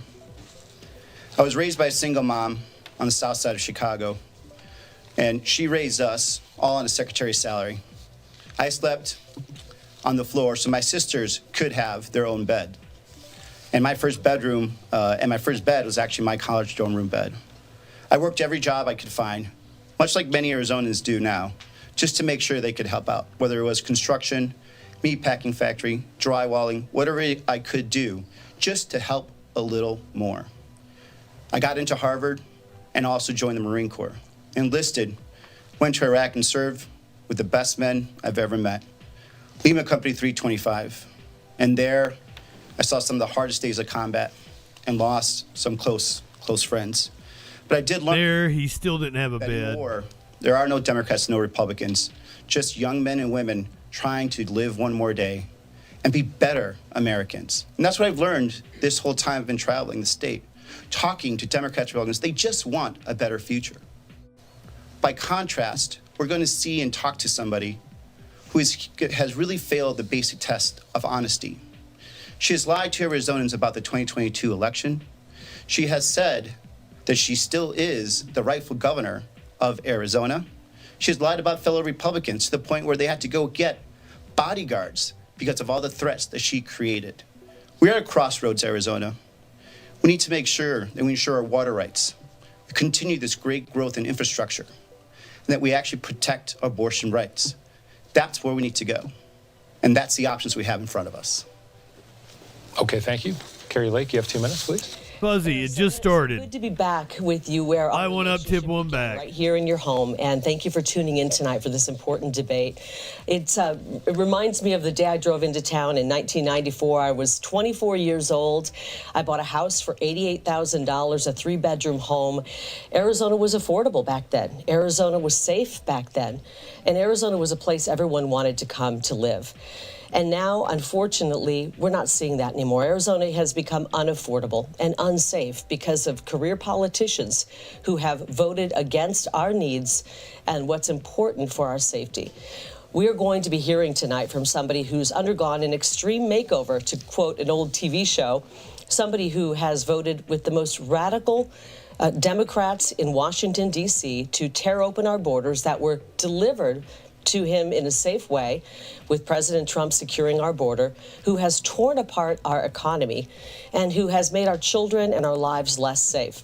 And so tonight we're going to watch as somebody tries to reinvent himself, somebody who used to be a member of the Progressive Caucus, somebody who has destroyed the very congressional district that he has served for the past 10 years, where homelessness is on the rise. It's the fastest growing homeless population, where quality of life is diminished. We want to get back to the days where Arizona was affordable and safe. And when we put America first, we can do that. We need to put our country over our party. That's what we need to do, country over party, and that's what America First is all about. Unfortunately, for the man I'm standing on the stage with tonight, he took an oath to protect us from enemies foreign and domestic, and we've seen enemies coming across our border. We've had 20 million people pour across our border. Our border is wide open. Murderers have come in, criminals have come in, and terrorists have come in. I want to go to Washington, D.C. and help President Trump secure the border, bring back that strong Trump economy, make it so that we can have the American dream once again for our young people who feel that they don't have access to the American dream. I'm looking forward to the debate tonight, and I thank you for tuning in. Thank you. And we are going to start with the border this evening. And as this is an intricate issue, we have separated this topic into 2 categories: border security and immigration reform. Mr. Gallego, you were one of the earliest and most emphatic critics of a border wall. Has your perspective changed on that? How much of a role does a border wall need to play in an overall security package? You have 2 minutes. Well, I think a border wall is important to a security package, but it also has to be coupled with technology, manpower, and then laws that come behind that. So this is why it was important that that the border security compromise bill passed, because it had a lot of those elements. And I have voted for border walls in the past, and actually hundreds of miles with the border walls, because where appropriate, with the proper manpower and staffing, it does work. What doesn't work is when you put a border wall without the manpower and without the actual laws that you need to implement behind it, because it doesn't end up being of any use and it's just costing us more money. So this is why we focus on things such as the border security bill, right? Something that was extremely important. It was a compromise between the most conservative Republicans and Democrats to make sure that we brought some effort. This is something that the Border Patrol wanted and endorsed. It would have brought thousands of Border Patrol agents, thousands of asylum judges, thousands of ICE agents, as well as the technology that we needed at our ports of entries. And this is stuff that I heard from our Border Patrol union. I heard from the mayors that I've visited down there, our county officials, and they needed this and they wanted this. This is why it was very, very sad that Carrie Lake came out and was against that bill. Even after it was carved off between the foreign policy aid and just solely standing, she was still against it. Not because there was a better option, but because she needs it. She needs this to be a border problem, because that solution would have brought a lot of the problems that we have under control. And look, from day one, I've worked in a bipartisan manner when it comes to this. One of the first things that I did when I got to Congress, I worked with Congresswoman Martha McSally, a Republican from Southern Arizona, to get veterans to join Border Patrol. Even recently, I signed on to a bill, the only Democrat signed to a bill, Representative Crenshaw of Texas, to get more federal law enforcement, make it easier for them to actually join Border Patrol. Something Did you say Dan Crenshaw? Something that the Border Patrol agents themselves told me they wanted to be able to do. Thank you. Mrs. Lake, Could I 2 respond to minutes. that really quickly? I'm going to give you the Give anything to piss in that man's open eye hole. the border wall. Give me that eye pussy. Can it upstand and withhold without adding extra security and billions on technology? I just jotted down Ruben's exact quote. He called it the dumb, stupid border wall. He wrote an op-ed that said why we should never build Trump's wall ever. So we're getting the extreme makeover version of Ruben tonight.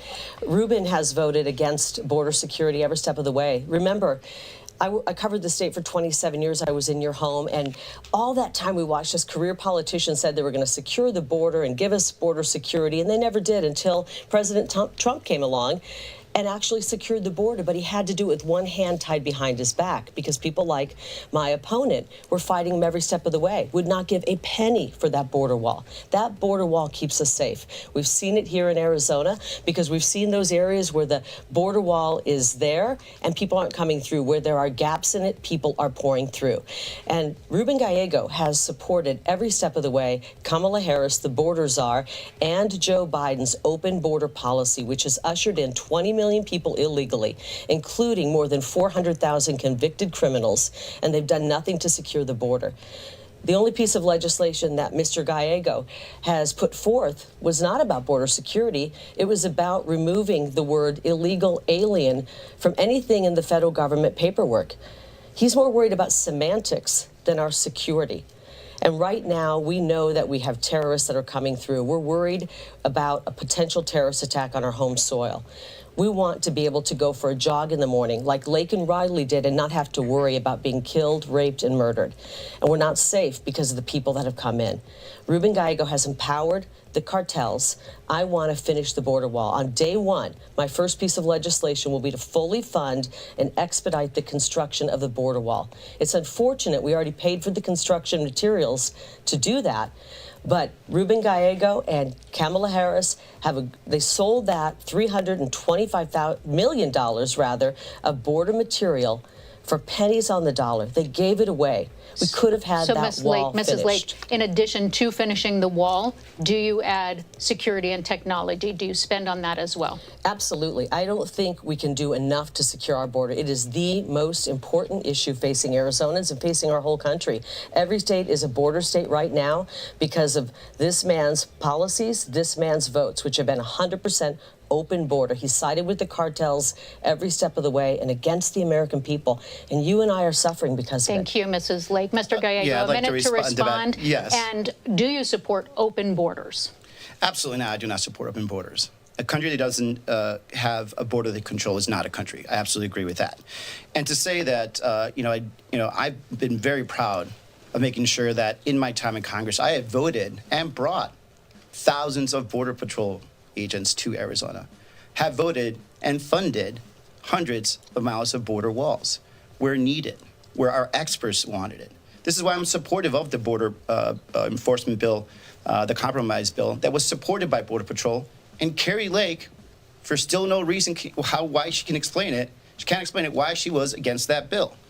Now, this is why we have more support from border mayors than she does. As a matter of fact, there's one border mayor who started with her on the campaign, met with her in front of the border wall with her campaign sign, and now is supporting us because he knows that we're not just talk, we're not just rhetoric. We're here to bring the resources to actually control the border and not just use it as a talking point, which is what Carrie Lake does. Mrs. Lake, a minute to respond. He voted against President Trump's national emergency on the border. He said the border's not that big of a deal in Arizona when he was talking to people who were donating money to his campaign and said he's not an expert on the border. We need somebody who understands the threat on the border, and I do. And President Trump does, and on day one, we're going to get busy undoing the damage caused by Kamala Harris, Joe Biden, and Ruben Gallego, who's voted with them 100% of the time. Can you imagine voting with Kamala Harris and Joe Biden 100% of the time, especially when it comes to the border? You know, this isn't just about an open border. We've got 20 million people pouring in. They're taking jobs, they're taking housing. This is why nobody can afford housing anymore, because we're having to compete with people who've come in illegally. I am completely opposed to an open border. I am 100% for legal immigration. My mother-in-law came here legally, and all of the incredible immigrants of this country who came here legally are horrified by the votes that my opponent has taken. They're horrified by what Kamala Harris has done. And by the way, that piece of legislation, thank you for reminding me, I am not for it. And it's because it would codify into law 5,000 people every day coming in illegally. That means 5,000 people every day would be pouring across our border illegally. That law did nothing to stop child sex trafficking. 350,000 children have been trafficked across our border since Ruben Gallego and Kamala Harris opened up that border. 350,000, and they've lost track of them. Mrs. Blake, let's move to a specific question, please. You think you just fell out of a Are there coconut any tree? elements of that bipartisan border bill you would have supported? Actually not, because it was not done properly. Listen, here's what happens in Washington, D.C. These guys meet in back rooms. They have an idea. They say, let's put a border deal together. Let's call it the Safe Border Act, whatever they call it, because they always call it something, and it's really usually the opposite. Then they throw a bunch of other stuff in there, and they never get to it. And the problem with this piece of legislation that I had a real problem with, Steve, was that they attached it to $115 billion in foreign money, and more money, our money, Arizona's money, going overseas to kill people. And when they couldn't get this passed because there was no bipartisan support, they may have had 3 different people writing it and pushing this, but there was no bipartisan support. 3 people supporting it. The senators were not bipartisan behind it, and in the House they weren't supporting it either. And the people weren't supporting it. So what they did is they separated it out, and Ruben Gallego voted to send another $60 billion to Ukraine. And after he made that vote, he sashayed around the floor of Congress, waving a Ukrainian flag. I want to ask the veterans out there, can you ever imagine standing on the floor of Congress, standing anywhere, and waving the flag of another country? That is what this gentleman did. Shade. He sold us out. He sold us out to Ukraine. But all those people that wave the Israeli flag. He's voted for every penny of that, but he would not help President Trump build the border wall. Even when President Trump said to the Democrats, I want to make a deal when it comes to DACA. I want to make a deal when it comes to DACA. Let's make them citizens in exchange for helping me come up with money to build the border wall. And Ruben Gallego and the Democrats said no. They're using these DACA recipients as political pawns. I find that to be disgusting, Ruben. Why are you using them as pawns? Why wouldn't you make a deal with President Trump? Let me have you jump in about that, specifically about the Dreamers. What's your level of support? Actually, I was actually in the room when I was negotiating this with General Kelly, Chief of Staff of then President Trump. We actually did agree to give the border wall for Dreamers. And then he came back and said, well, now we want to actually take and bring down more legal migration, take out green cards and everything else like that. Yeah, so that's actually not true. I was actually in the room, and I'm sorry. Instead of the 650,000 answer first, please, and then we'll... President Trump tripled it. So I promise you a rebuttal, I promise you. But back to this is something that actually she has been avoiding. Why don't we just give Dreamers status? Carrie Lake, this whole campaign has dodged what would happen with Dreamers. She talks about deportation, but she'll never answer if is she going to deport the Dreamers in this country, because I don't think Dreamers should be deported. Carrie Lake keeps avoiding these types of very, very hard answers. And back to, let's talk about this. The bill was actually separated. So eventually, once from pressure from politicians like Carrie Lake, who again just want a border problem, won the day, and a lot of Republicans walked away from a border compromise bill that did have a lot of Republican co-sponsors. They separated it out to actually have a separate bill only on the border, and Carrie Lake, again, voted no. This is why she doesn't have support of so many of those border mayors. That's why we actually now have 45 Republicans, former electeds and current electeds, have now crossed over and support us, because they understand we take this serious, not just the campaign rhetoric. This was going to codify people pouring across our border. And we know, we just learned this week, that roughly 35,000. I want to tip one back. We knew had criminal records. 50 or 60,000 of them were convicted rapists and murderers. This piece of legislation was a disaster. It would have codified catch and release. I do have a solution. It's called H.R. 2. too, and it will secure the border. That, along with constructing the border wall quickly, which we can do, and then dealing with the people who've poured in during the Biden invasion, the 20 million people who've come in unvetted into our country. We must deal with them. In order to save our homeland, we must send them back to their homeland. I'm talking about the people who came in unvetted in the past 3.5 years. I'm not talking about the dreamers. I'm talking about the people who came in the past 3.5 years. Do you want to keep them here? Do you want to deport any of the people who've invaded our country in the last 3.5 years, Ruben? Do you want to deport any of do you want to deport any of them? 30 seconds. Yes, actually, we should have a proper deportation proceedings. But I also think that we shouldn't deport dreamers. Carrie Lake, again, is a All voting. 20 million of them? There's not 20 million dreamers. So let's be clear. Yeah, let's talk about the dreamers. You had a chance to make a deal. You are not made clear. You had a chance to make a deal and you used them as President Trump right now is saying that he's going to pawns. deport. She says she's going to deport people. Will you deport dreamers? Just be honest, yes or no? No, dreamers are not. President Trump wanted to make a deal when it came to dreamers. You said no. Unfortunately, there already is a deal. It's like my opponent would rather use people as political pawns. I want to see. But they're called dreamers. That. Let's and give right some now, we've watched Mrs. Lake in as just a people moment. like Lake and Riley's life have been snuffed out. We've watched as 100,000 people a year are taken from us because of fentanyl poisoning. And he's allowed the cartels. He's empowered them to continue to funnel fentanyl in. And Mrs. Lake, I would like to ask, through August of this fiscal year, Customs and Border Patrol reported more than 2 million people caught crossing illegally or deemed inadmissible. 500,000 pounds of drugs seized at ports of entry. What is the bigger threat to you, the flow of migrants or the flow of drugs? 1 minute. They're both terrible. It's drugs. War against America. We have an invasion of people coming in. And I remember seeing video of they look like soldiers coming in, soldiers from other countries coming in, pouring across our border. And then we have the cartels empowered by Ruben Gallego, trafficking drugs into our state. We are the funnel for fentanyl. I have met so many parents and loved ones on the campaign trail who come up to me and they wait usually till the end of an event. You can spot it. There's a sorrow that you see in their face. And they come up to me at the end of an event. And they say, I lost my son. He was 16 years old. He took half of what he thought was a Xanax pill, and he's not with us. A 20-year-old daughter, a young mother. I don't think that happens. We are losing a generation of people. We're losing an entire generation of young people, and you should know better, Ruben. You've even said this. You have admitted that you have a loved one who was a convicted felon drug trafficker, who's trafficked drugs into our country. Mr. Gallego, a minute to respond to this. I want to finish this because I feel for you. You got emotional talking about that, a close relative of yours.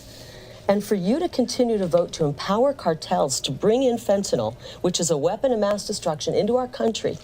You talked about the sorrow. Mr. Gallego, 1 minute. He talked about the sorrow he is steamrolling. A family member who trafficked drugs and how hard it was for him. And what you're doing to families right now, Ruben, is you're let her do it. Their reality. You're making it so moms and dads out there are losing people because of drugs.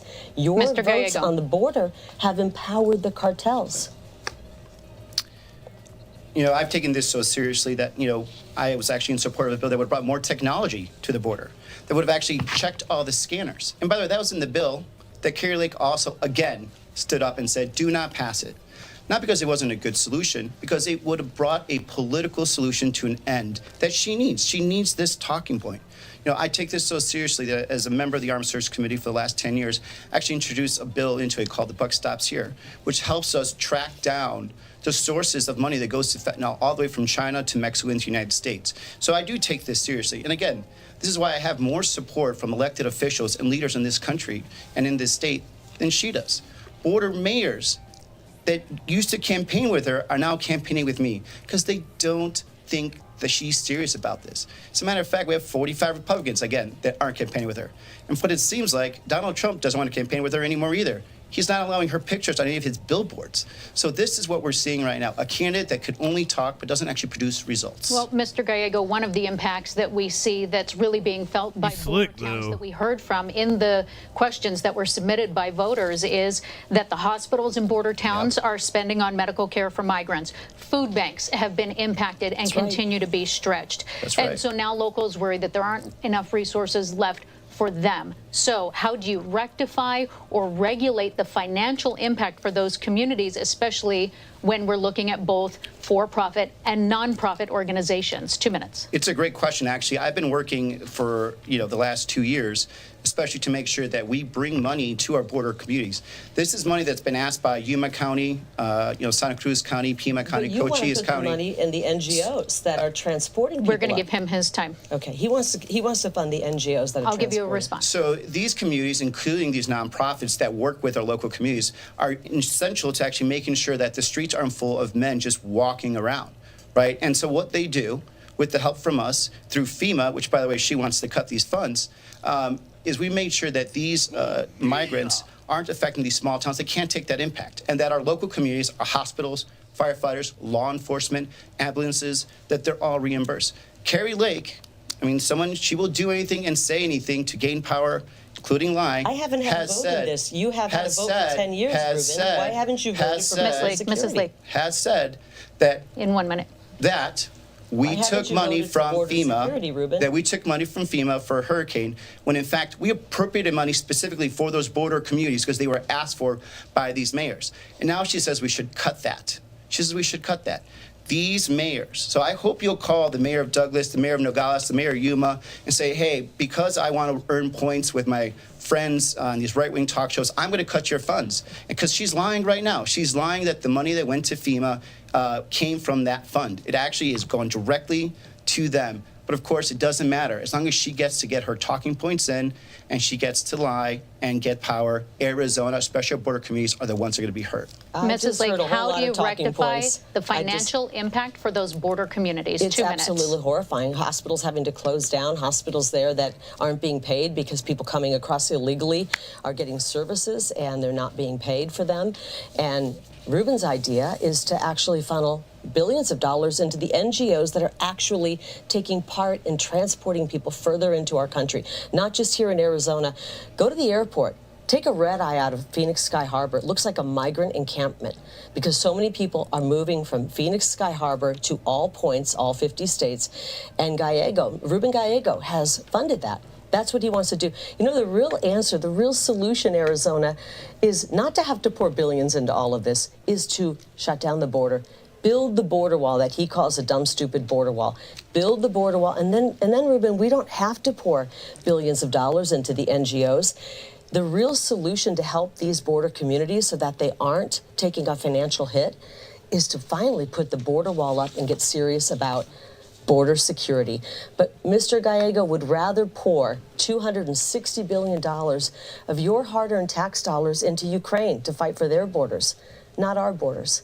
I want to protect you. That's why President Trump, my good friend, has We're called still on immigration. We're 26 minutes into this. Go there to Washington, D.C. and help him build that border wall and secure the border. We can't afford what Kamala Harris and Ruben Gallego have done. Can you imagine he's voted with them 100% of the time for an open border? We're not safe because of it. Fentanyl's falling into the hands of our young people. It's affecting our economy. If you're out there working 1 or 2 jobs, when you bring 20 million people in, they're going to work for peanuts, especially under Ruben Gallego's plan, which is to pay for their housing and give them an EBT card with thousands of dollars on it to pay for their food. They don't have the monthly expenses to live, and so they can work for a reduced wage. It brings your wages down, and it makes all of our families have to struggle even more. And ask the police about it. Okay. They're struggling because more crime. How many of you out there know somebody or you yourself have been a victim of crime from these Chilean gangs, the dinnertime bandits who broke into homes and are terrorizing people here in the valley? Okay, thank you. We're going to dramatically change. I'll give you 30 seconds and we'll dramatically change topics. Just 30 seconds. 30 seconds. Well, number one, there's been no hospital that's shut down. This money has actually been requested by the communities. This money has been requested by Nogales, by Santa Cruz. They've asked us to work with these nonprofits to release the pressure that they have. She would literally leave these towns abandoned. No, I would have you not visited? Why have you not visited them and talked to them? You've been to Mar-a-Lago more than you have to the border. If you had been to the border and actually talked to these towns, talked to these nonprofits, talked to these mayors, they would tell you we need this or else we're going to have chaos. But you have you're more interested in the talking point. She wants the talking point and says she wants a solution. And Arizona's going to get hurt. Arizona's going to get hurt. You have heard Arizona. I've been to the border we've more given you a times. chance on this. We're gonna I've been change- to the we need to border change more topics. times than you've probably Okay. been to Arizona. Mr. Gallego, let's switch topics to abortion, reproductive rights. If you were in the Senate, would you either vote to make abortion codified in the U.S. Constitution, or would you vote for a ban, or would you find somewhere in the middle? Do you think federal officials, federal government at this point should be involved in this issue at all? I would codify Roe. Okay. It is absolutely abhorrent that my 15-month-old daughter has less rights and control of her body than her mother and then her grandma. The fact that we have women that are now going to sepsis just so they could get a life-saving abortion. We have women that are traveling with their daughters that are victims of rape out of state so they could get an abortion. A 10-year-old baby girl, victim of incest, had to leave her home state and the comfort of her family to get an abortion. And the reason we need to codify that is because people like Carrie Lake are the ones that make this a dangerous situation. This is a person who only 2 years ago, actually less than 2 years ago, said the 1864 territorial law, a law that said if you were an abortion provider, it was a mandatory 2-year sentence, and it had no exceptions for rape or incest, was a great law. She said it was a great law. She said she was thrilled when Roe was overturned. And then when she was disappointed to find out that the 1864 law, again, the one that had no exceptions for rape or incest, was not going to get enforced, she said, well, I hope the sheriffs will do their jobs. Can you imagine? It's not true. We have it on tape. These are all your words on tape. Can you imagine Sheriff Joe Arpaio enforcing abortion laws? This is who Carrie Lake is. She has told us what she would do. She said it. She said she was thrilled when Roe was overturned. And so, do we want politicians like Carrie Lake to be involved in these very, very difficult decisions when they should be left to the woman, the doctor, and the family? Okay, Mrs. Lake, you have 2 minutes. It should be left to the states. I agree with Ruth Bader Ginsburg. She said this should be a decision left to the states. Everyone knew it was unconstitutional.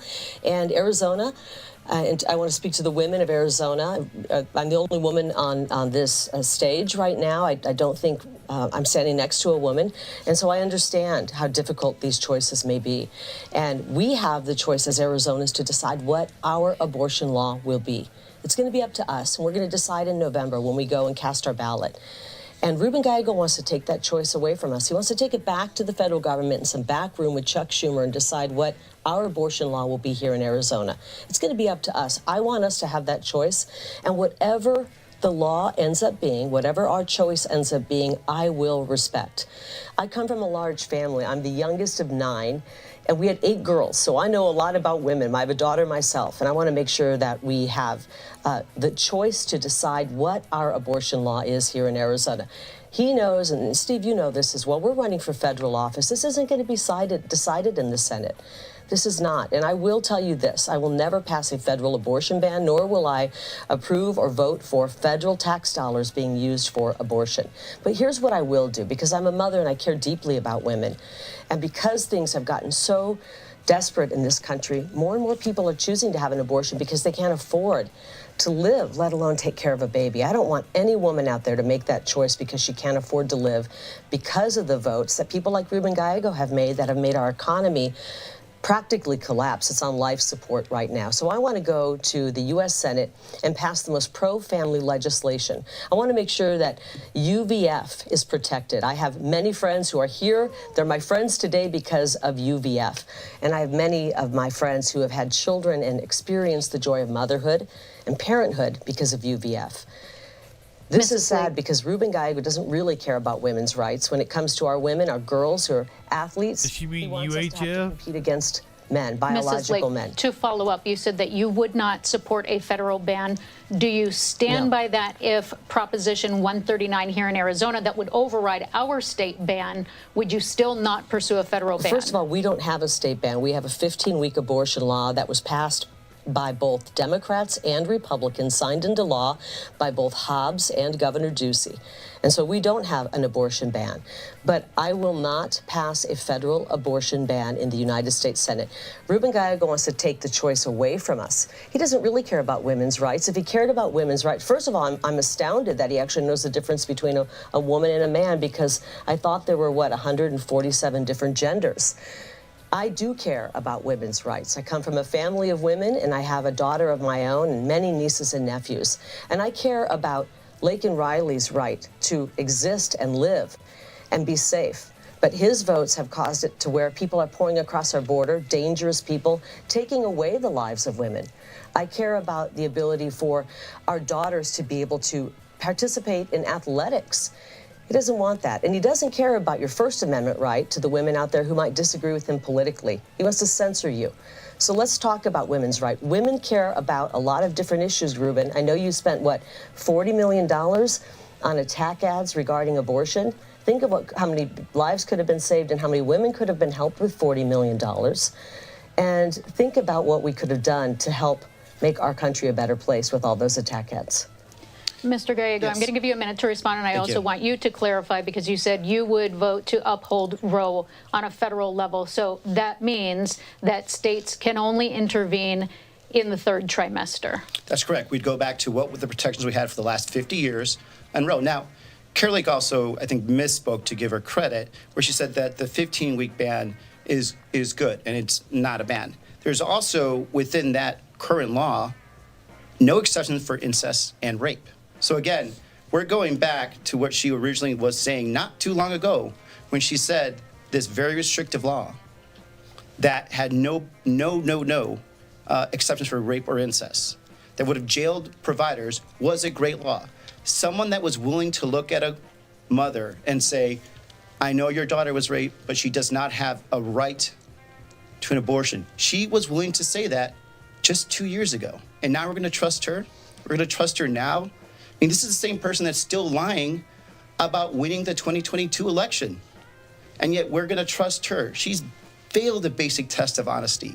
Why would we trust her? Yeah, she's the governor. Mr. Gallego, Mrs. Lake, I'm going to ask really you quickly? specifically. Go on, Governor Lake. Just respond real quickly to 30 what he seconds. said. He acts like he cares about us. I want to speak to the women out there, but when you look at his character and his background, he has been harassing women and being disparaging toward women from the very beginning. When he worked at City Hall, he had a complaint about a hostile work environment and being hostile toward women. He went over to the legislature, he had a sexual harassment filed against him in the legislature. People give somebody a titty slap. This is a man who is putting on his Extreme Makeover Act, and what you see behind the scenes is not somebody who cares about Mrs. women. Lake, we want to get some specifics for voters, because you did mention that you have a plan to support those catch services. So things like state foster and adoptive services, mental health services for women in postpartum care.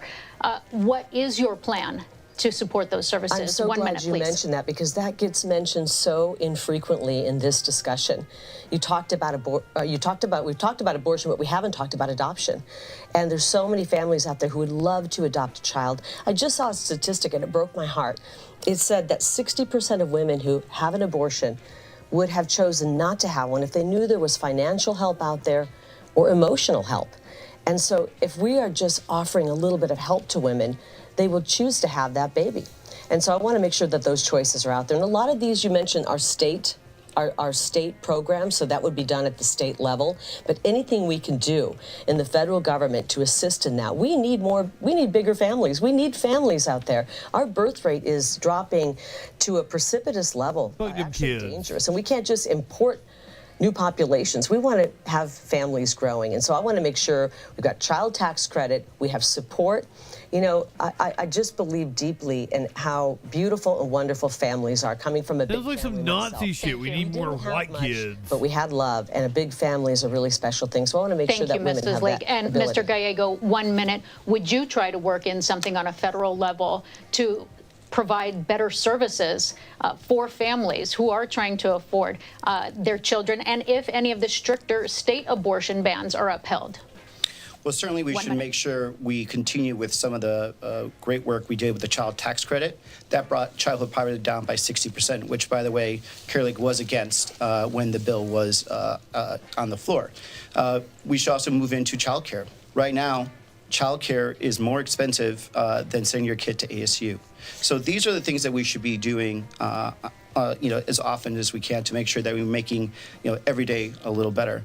I'd like to do also just to point out that there was just a lot of personal hits that were just thrown there, and we won't go through every lie, but I would actually be interested in doing that because I'm curious why you have an intern fired. The current Why did state you have an representative intern fired? The state representative actually that she is talking about actually sent her an email asking her to stop because what she claims happened did not happen. We're actually friends, and she's supporting us. She's supporting this campaign.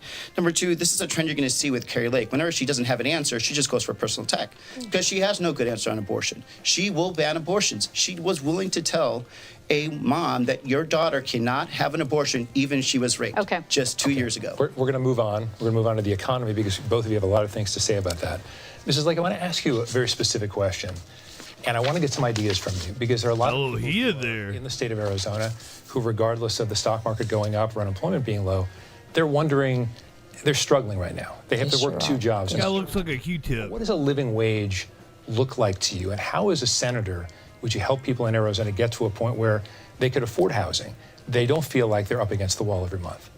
I'm so glad you're asking these questions because this is the #1 issue for Arizonans. There's so many big problems right now, but people are struggling. I was talking to a woman in the West Valley, and she'll remember the conversation we had. She talked about how she volunteers, and she's volunteered for decades at the food bank, even giving food, volunteering her time. And she said, for the first time in my life, I've had to go to that food bank and ask for help because I don't have enough money to get through the end of the week. And so we have to do something. And it starts with bringing down the cost of everything. The cost of everything. We have been affected most, especially in Ruben Gallegos district, with inflation. Housing prices are on the rise. They've gone up 35%. I talked about when I first moved here and bought a house, a 3-bedroom house for $88,000. It's not affordable. And it goes right back to the American Rescue Act, the American Rescue Plan, which was anything but a rescue. It actually sent us spiraling and put our economy on life support. Obama and Obama's Treasury Secretary warned Ruben Gallego and the Democrats, do not sign this piece of legislation into law or it will send inflation skyrocketing up. That's exactly what they did. They did not heed the warning. They signed it into law, and that's why the price of everything has gone up. The price of eggs up over 100%. The average monthly mortgage payment has gone up 105% here in Arizona. And we have 3 cities that actually have the highest jump in rent payments every single month, and that's Tucson, Mesa, and Phoenix. So one of the things I want to do is secure the border. When you have 20 million people and we're competing for goods and services with people, it's a basic supply and demand. But we also have to work to bring down the cost of everything, and we have to make sure that we're not printing money and bringing inflation up. There's only one entity that can create inflation. That is the government. They have pushed for more spending, more spending, more spending, and that means more printing of money. And that's why your dollar is only worth 75 cents today. It was worth $1 under President Trump. It's only 75 cents under Kamala Harris. 1 minute to respond. How do you make living more affordable if you're constituent? First of all, the minimum wage should be $15, and it should be pegged to inflation, so it actually keeps moving up. Number two, you fight inflation by actually looking at how you can bring down costs. Number one, we have a big opportunity right now. We need to stop the merger of the grocery stores in Arizona. By allowing Kroger and Albertsons to merge, they're going to have 70% of all grocery store controlling customers. That'll raise prices. And we already saw a lot of the grocery stores already gouging our consumers. Kari Lake, by the way, went on record and says she didn't think there was any gouging of consumers at grocery stores, even though executives from these grocery stores under oath said they did do it. But we also need to continue doing some of the things that we have done. We've passed legislation that mandates that our government negotiates the prices of prescription drugs. We've capped insulin at $35. Next year's seniors, they're going to have their prescription drugs capped at a total of $2,000. That's the kind of stuff we're going to do. And then we have to make sure we fight these big corporations that are taking up 1/3 of all the homes recently. And by the way, Kari Lake wants to allow them to keep buying those homes, and then now she's going to give them a tax cut next year. All right, I need each of you a 30-second answer on this. Trump tax cuts? Would you vote to extend them? Yes, I would. And by the way, you're about to see the extreme makeover version of Rubin. He's going to say he's now for the Trump tax cuts when he's been against them. We're not only going to extend the Trump tax cuts, we're going to make sure that we're not making anybody who's a senior citizen on Social Security pay taxes on their Social Security check. No more taxes on tips and no more taxes on overtime. We got to stop printing money like it's going out of style. I think they pay taxes on Social Security. Kamala Harris and the Democrats have done. And we're going to start cutting back on the wasteful spending in the government. It's outrageous what they want to spend money on. For example, I gave you 30 seconds. I apologize. 30 seconds on tax policy, Mr. Gallego. 30 seconds. We need to keep the middle class portion of the tax cuts. The tax cuts to the corporations that made billions of dollars off price gouging, those need to go up. She actually wants to give them a bigger tax cut than they already have. That's ridiculous. Arizona, we need to negotiate. We need to also make sure we also need to bring in a child tax credit as part of that Trump tax cut. But giving more tax cuts to people that haven't been paying their fair share and price gouging our Arizonans at the same time is unfair, and Carrie Lake will do that. Thank you. Mrs. Lake, I'm going to ask you because you mentioned it specifically. You mentioned Social Security specifically. Yeah. How do you maintain it? Because Arizona has one of the highest populations of seniors, and they're worried about this. How do you maintain Social Security without privatizing it? Lift the cap. I want people who are on Social Security to know you have paid into that. That is an insurance benefit you've paid into, and we are not touching that. Ruben Gallego, Kamala Harris, and the Democrats will decimate it. They want to make it so you can't, the age that you have to be to qualify to get your Social Security, they want to raise that, and they also want to take Medicare. He promised he wouldn't touch Medicare. They wouldn't raise or ruin Medicare and touch it, and they have. He wants Medicare for all, which really means Medicaid for all, and that will be a disaster for Arizona families. I have to mention the prescription drug prices. He touts that he brought that down. His vote in the Inflation Reduction She really fumbled that one. Caused medications to go up for people on Part D. Thank you. 57% increase in price. Thank you. Mr. Gallego, I'm going to give you 1 minute to respond to that and also talk about Social Security. Sure, and you know, this has been fact-checked. We did not support, did not raise Social Security. As a matter of fact, we've actually increased the solvency of Medicare by negotiating for drugs. For the first time, our pharma has to negotiate for the cost of drugs to our seniors. The fact that she wants to keep that, I don't even know where to go with that. Social Security has to be saved. I've been working since the age of 14. The money that I put into Social Security when I was working in the meatpacking factory is the money that I've earned. My mom's about to join the community too. She's about to be retired. I want her to have Social Security, and there's so many Arizonans that rely on it. But the way to do that is to be realistic. We need to raise the cap when it comes to security. People that make more than $400,000 a year are going to have the caps raised, and that's going to increase the solvency and payout of Social Security 100% all the way to 2060. That's how we bring security. That's how this is done. And this has been checked by economists, and that's the best way you could do that to make sure it happens. This is have like a Democrat president. He's got a Democrat president. I think we have a Democrat president. I don't know, frankly, who's running the country right now, but why haven't you done that, Ruben? Man. We've had a Democrat president. Your first day on the job, Actually, do have a bill on the job was 10 years ago. So I actually do have a bill, Social Security Act of 2100, that exactly does that. And love to have the Republicans not stop the bill and filibuster it also. But of course, I'll continue working on that. And this is the difference between me and Carrie Lake. Like, I actually try to work on things. She just has talking points. So just talk and not really know what she's saying. Well, it's interesting because he's voted with Kamala Harris and Joe Biden. Arizona, you got to know this. He's voted with Kamala Harris and Joe Biden 100% of the time. He wants to act like he's bipartisan. He was the leader of the Progressive Caucus. That's where all the ideas that we scratch our head and go, who came up with these crazy ideas, come from. This is like, I'm going to cut you off so we can move on to other topics. Okay. We're almost running out of time. So, two hottest summers in recorded history, last couple of summers in Phoenix. Whether it is human caused or whether it is cyclical, there certainly is a climate difference going on here in Arizona. What are some ideas you have to make sure we're ready to have enough energy and enough water here in the state if, in fact, we do get hotter? Well, I wouldn't do what the Democrats did, which was take a great energy policy that President Trump had put in place and decimated on day one, hour one, like Joe Biden did with the support of my opponent. We definitely can't do that. We need to bring back and start building the Keystone XL pipeline and continue, as President Trump says, to drill, baby, drill. I want to look at all sources of energy. We absolutely need plentiful energy that's inexpensive and reliable. We want reliable energy. The price of electricity has gone up some 30%. I was reading an article the other day of a woman who's a retiree who has to keep her house at 83. She keeps the windows and shades closed because she just can't afford to cool her house. We need to bring the price of energy down. And unfortunately, with the moves the Democrats did right when they got into office, it caused a spike in energy prices. Only now are they realizing they're in trouble, and they're starting to drill once again. But the Democrats want us to be reliant on foreign energy. Foreign energy with Middle East and Venezuela. They don't want us to have our own energy. We've got to look at all sources of energy. I want to look at everything. Everything should be on the table to use that's, like I said, cheap and reliable. Mr. Gallego, we'll give you 2 minutes to respond to that. Environment plus energy. Well, look, we have to first accept that climate change is happening. And so we prepare by that by actually having a very resilient grid. We need to bring in more baseload energy, and that's going to have to be nuclear. That's the quickest thing we could do to make sure that we could continue the growth that we have in Arizona with the manufacturing and residential to make sure that we can meet that. Number two, she didn't bring up water. This is Arizona. She should have brought up water. But we need to make sure that we're making water investments to deal with the drought that is caused by climate change. So that means we need to make sure that we have more water reclamation projects. We're going to have more transference projects. We're going to have to cover our canals to stop evaporation. In the 2026 negotiations that are coming up, we're probably going to have to cut about 760 acre-feet of water, which is going to be very dangerous to some of our farmers. Are going to be shut off from that.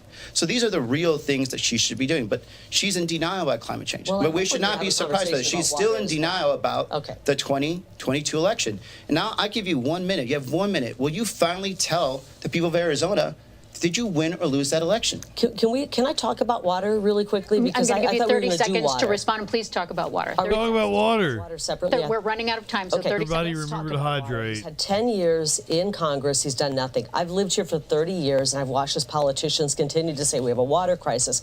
We are in the West, and we need to look at long-term solutions. I'm not talking about fighting over a drop of water. We can conserve, but we can't conserve our way out of this crisis. Otherwise, we'll end up giving the short end of the stick to our ag community and our ranchers, and we'll have a food crisis before we have a water crisis. I want to go to Washington, D.C. and work on true solutions, piping in fresh water, desalination, but finally, for once and for all, bringing in new sources of water to the West. The West is growing.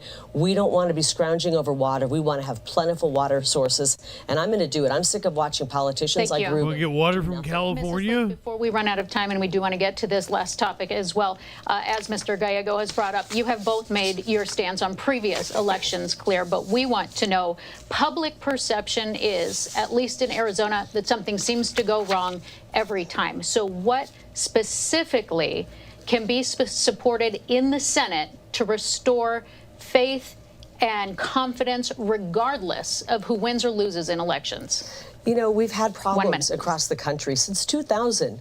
1 year the Democrats are mad, the next year the Republicans are. We've got problems with our elections, and there's no doubt about it. The people of Arizona have been burned. They're tired of hearing about hiccups and loopholes and problems that happen on Election Day. We just want to make sure that our legal vote counts. My opponent wants illegal votes to count. He actually voted twice to have illegals vote. He voted against the SAVE Act, which would prevent illegals from voting.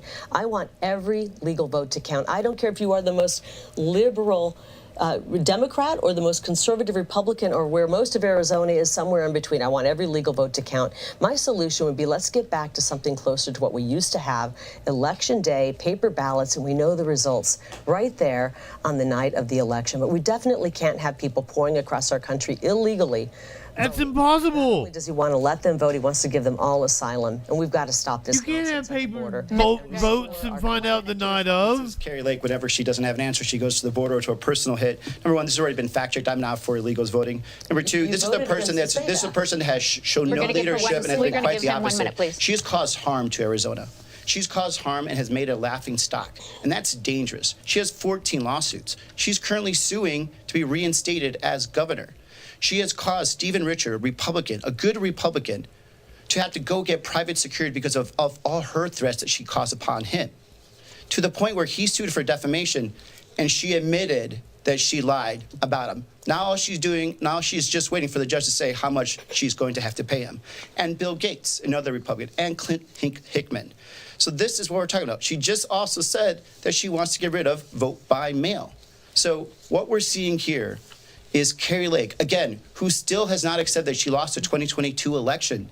She is dangerous to Arizona. She will say anything. She will do anything to win. But Arizona is the one that is losing right now. 30 seconds. How do you address public perception when it comes to elections and feeling confident? Well, what you do is what you actually have seen Secretary of State Fontes, Republican county supervisors, as well as county recorders. You show leadership. You go and you go through the process. You work in a bipartisan manner to actually instill trust and have people learn about the process, not actually do what Kari Lake does. She exploits it. She has a nonprofit to fight the steal, but we don't even know what she's been using the money for. As a matter of fact, she's still holding up the judge in terms of discovery so he could see how much she owes Stephen Richard for lying about the election. Right, thank you. And 30 seconds to respond. I've never lied to the people of Arizona. I want to put that out right now. Unfortunately, we're watching the great, extreme makeover of Ruben Gallego, but I've never lied to the people of Arizona, and I just want to have honest elections. I apologize. I want to make sure that I get to your closing my vote to count, and your statements. vote to count. She really thinks that's a good line, doesn't Get she? to your closing statements. Make sure that you have that full minute to keep us on time. We will politely cut you off when we get to the end of the minute. Mr. Gallego, you do have the first closing statement. Your time starts now. Well, thank you, Arizona. Look, I'm a very lucky man. I'm just lucky to be born in the best country in this world. And, by all accounts, I shouldn't even be here. My mom raised us alone. And, through real belief in the American dream and a real want to succeed, I got to where I am. And my sisters. We have doctors, we have teachers, we have businesswomen in our small family. And we are a true story of the American dream. And I want every Arizonan to be able to fulfill that and have that opportunity. But you have dangerous situations. We're at a crossroads here. We have dangerous leaders like Kari Lake who will lie to you. She's still lying to you right now. She is trying to take away your vote and disrespecting you by saying that she still won the 2022 election. How could you trust someone like that who's willing to lie to you all the way to the end? This is better. Arizona, we are better than this. And we are a great state that's going to be becoming greater if we work together and not divided. That's your time. Kari Lake, you have 1 minute. Arizona, thank you for tuning in tonight. And I'm looking forward to being your next U.S. Senator and bringing back a strong, secure border, that strong Trump economy where everybody was doing better no matter what color your skin, what neighborhood you were from, what your political ideology is. We want to make sure we have a strong economy once again. We want to fully fund our police. My opponent called to defund the police when he was marching in the BLM riots and calling police officers racist and actually the bad guys. And that's very unfortunate. I want every police officer and their family to know. If the badge fits. Support you. We will fully fund the police. We're going to need you to make our streets safe again after all of the crime that's poured in with an open border. On day one, we're going to get to work to secure the border. We're going to get the criminals who've invaded our country out, and we're going to bring back that strong, thriving economy. And I want to tell something out there if there's any kiddos watching. I don't want you to worry. I want you to dream really big. I want you to know that we're going to turn this country around and your American dream will become reality. Thank you both for being Arizona. here tonight. We appreciate your time. And that is all the time that we have, and we thank you for watching. Well, that was something. Definitely got contentious at moments. She big dicked him multiple times. Did you see that? He tried to walk away and she held the hand and brought him back. Kamala did to Trump that one night. Okay. That was the Arizona Senate debate.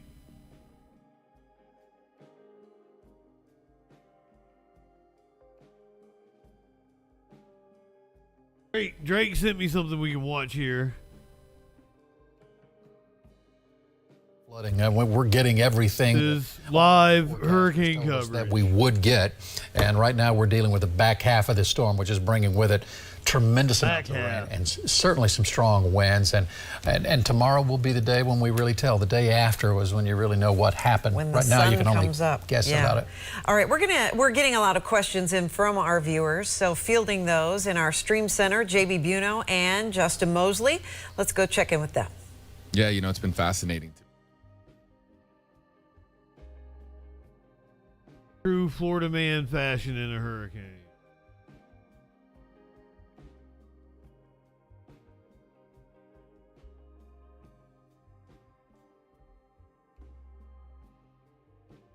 Live shot from earlier today. Naples.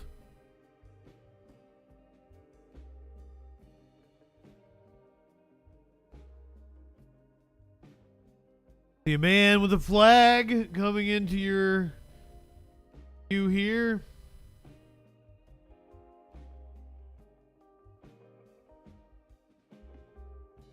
You believe that's a Trump flag?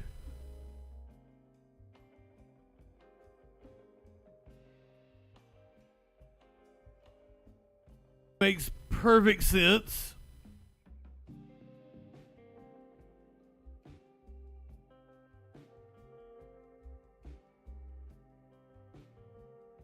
Is indeed a Trump flag. Drake saw it live on EarthCam.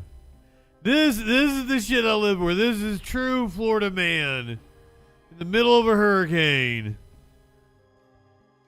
Do you have a time on this one? A couple hours ago.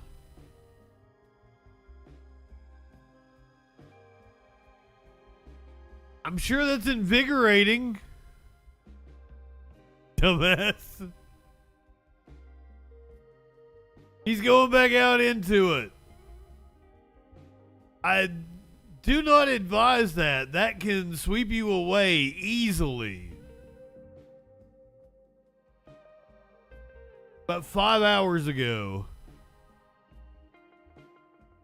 He just went out there to plant a Trump flag. Amazing.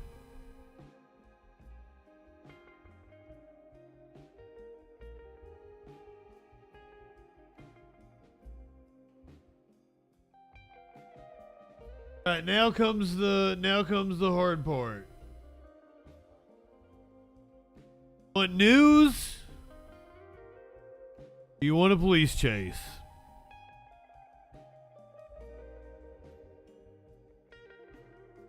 Leave it up to the chat if you want to create a poll. Somebody that's at least one news. Vote in the chat. News. Oh shit.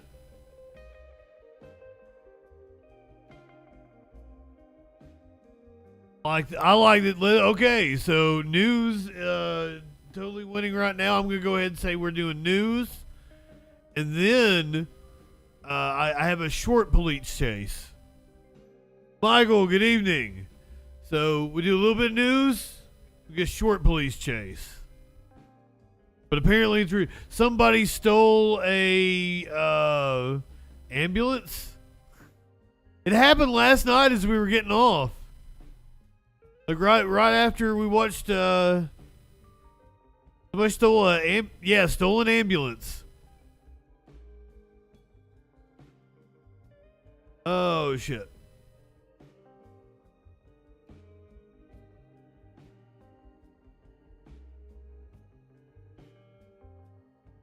Start off with the politics that we would have done last night then. Find out what that news be doing. I might not be high enough for this shit. Tomorrow night, Barack Obama campaigning for Kamala Harris. We might have to watch some of that. Professor Q has a poll for me.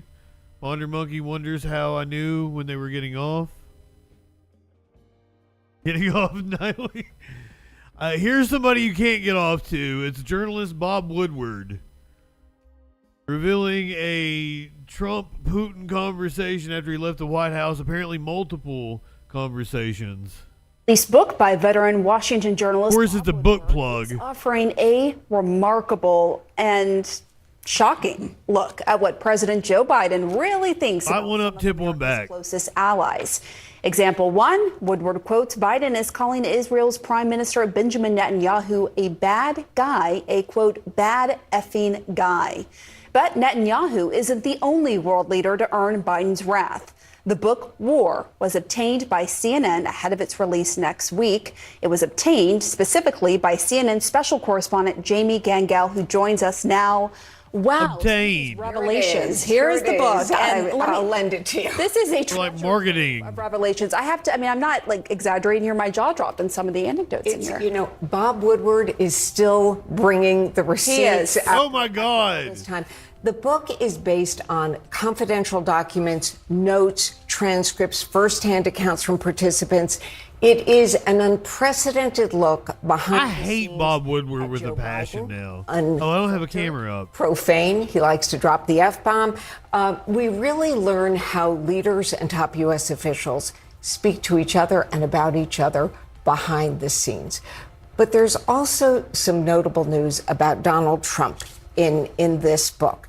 There are new details about former President Trump's relationship with Vladimir Putin.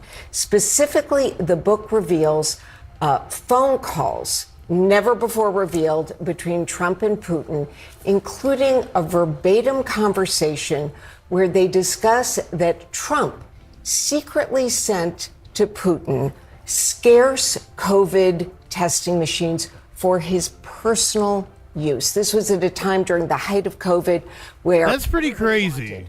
One of these. And we actually... And if that's true, why did he sit on it for a book? There's a lot of these so-called revelations that he should have took to authorities or exposed to the public a long time ago instead of compiling them for a book. We have, Woodward has the conversation between Trump and Putin in the book. Here's what they said. Putin, please don't tell anybody you sent these to me. Trump, I don't care, fine. Putin, no, I don't want you to tell anybody because people will get mad at you, not me. They don't care about me. Woodward also writes that a top... Okay, like that conversation is revealing because like Trump is that stupid. That had to be directed that much by Putin. Holy shit. That explicitly. Trump aide, Pamela, told him that Trump had as many as 7 phone calls with Vladimir Putin post-presidency since he left office. We do not know what the content of those calls were. Fascinating, but just the fact that he obtained the transcript, like you said, bringing the receipts. There are also several extraordinary scenes between Biden and Putin in the lead up to Russia's invasion of Ukraine. Tell us about that. Right. So Biden and his national security team, Woodward writes, obtained this treasure trove of intelligence. They call it the crown jewels. It even includes a human intelligence source inside the Kremlin, the most sensitive source. And what Woodward writes is what they knew were the exact battle plans, everything about how Putin planned to invade Ukraine ahead of time. You also hear, again, unvarnished, what President Biden thinks of Vladimir Putin. Here we go. He says, quote, that effing Putin. Putin is evil. We are dealing with the epitome of evil.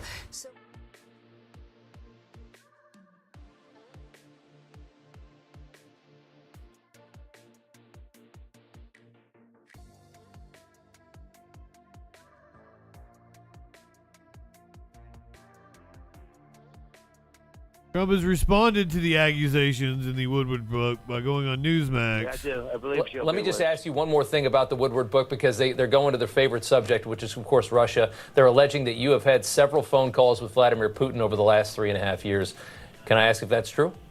That's wrong. That's absolutely wrong. Look, I know Bob Woodward. You know, I'm suing him because he used tapes and he sold the tapes. He didn't just sell the book. He sold the tapes. He's not allowed to do it. He even says in the tape that he's not allowed to do it. And he sold the tapes.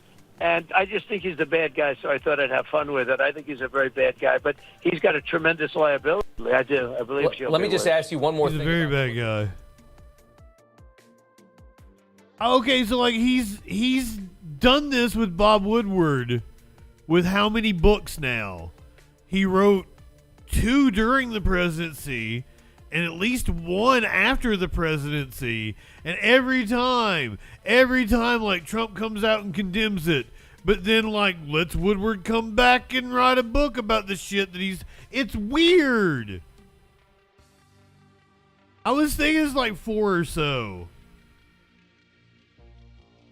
JD Vance was asked to respond to it.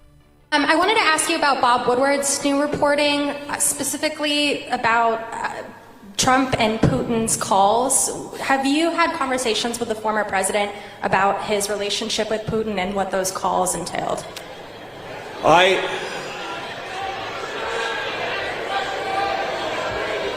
I honestly didn't know that Bob Woodward was still alive until you just asked me that question. That's okay,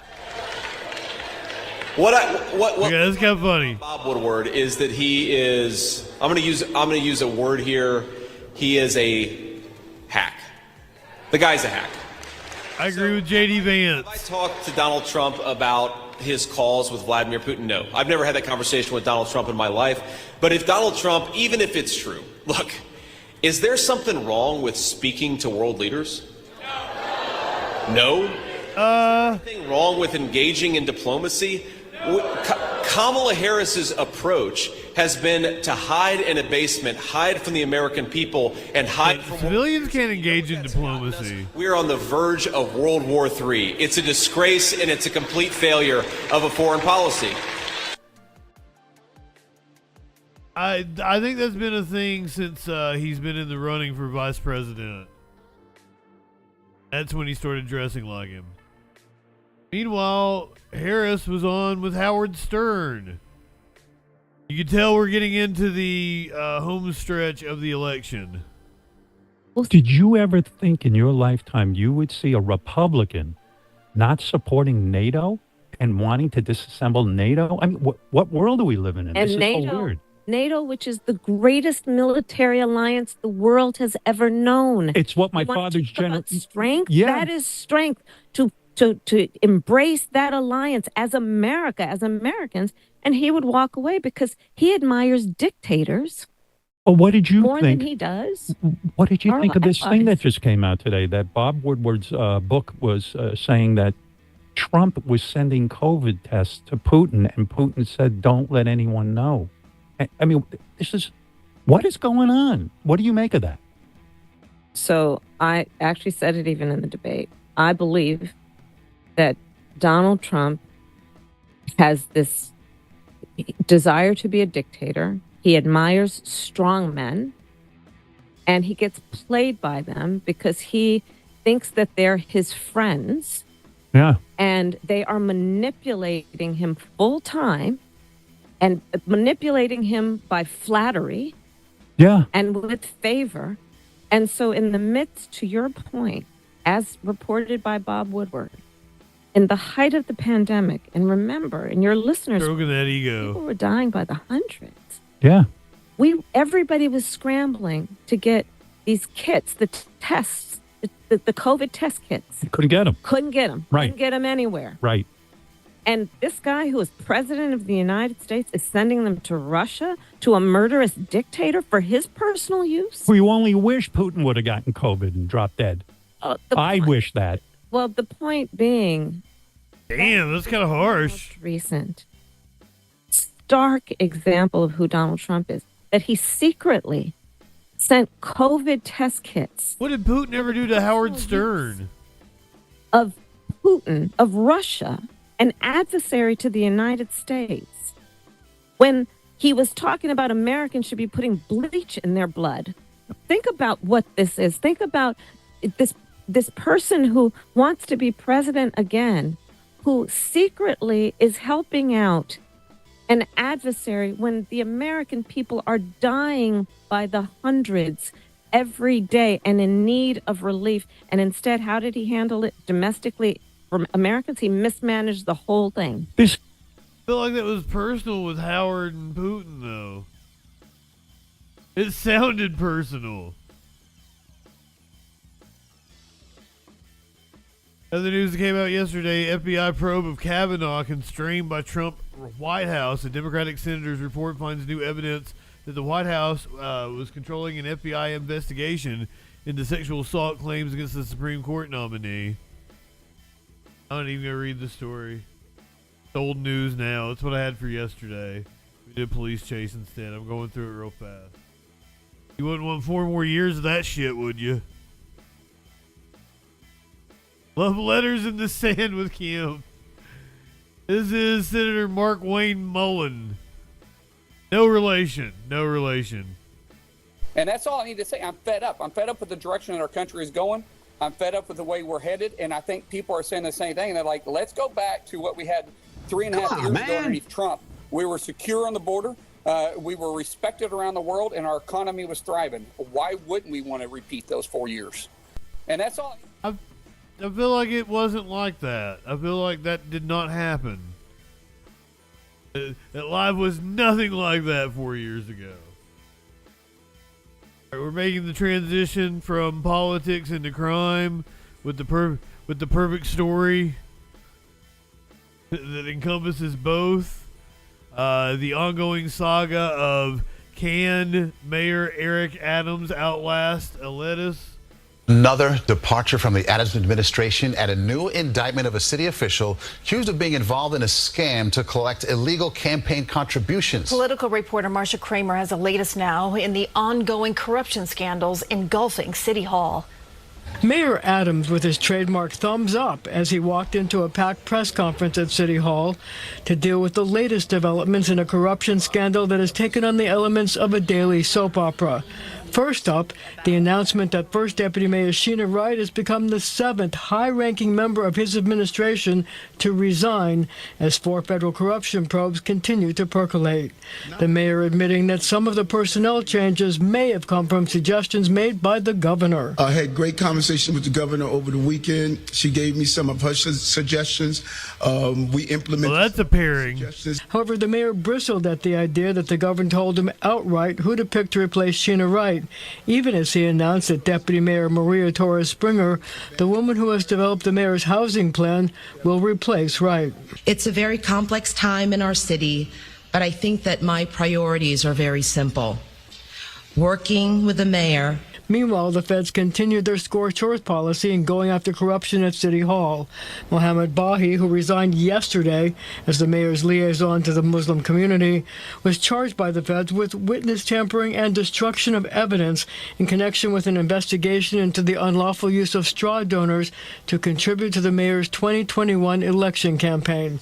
The mayor was questioned repeatedly about allegations by the feds that Bahi told the businessmen involved in collecting the illegal contributions that he had spoken with, quote, official one, believed to be the mayor, and advised the businessman to lie to federal investigators. I will never instruct anyone to do anything illegal or improper.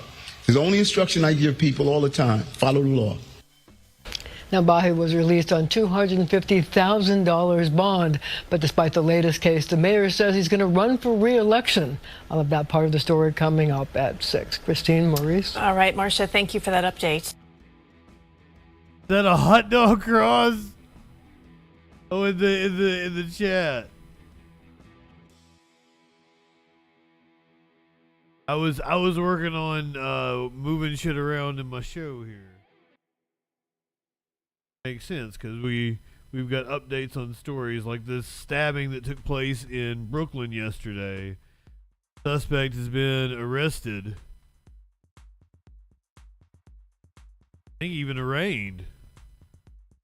The first court appearance today for the man accused of stabbing a subway operator. It happened yesterday in Brooklyn. And it turns out 27-year-old Jonathan Davalos is no stranger to police or to jail cells. In fact, Davalos is on parole from Sing Sing for one of his crimes until 2028. But he probably won't be on parole any longer. NJ Burkett with the stories live in downtown Brooklyn. NJ. No, Bill, this time the charge is attempted murder, and he has been ordered held tonight without bail. Yes, this was a shocking, brutal crime that's left a subway motorman still struggling now to survive. His fellow union members packed the courtroom here in downtown Brooklyn for the suspect's arraignment. Dozens of transit workers poured out of Brooklyn criminal court and embraced one another after the suspect was ordered held without bail.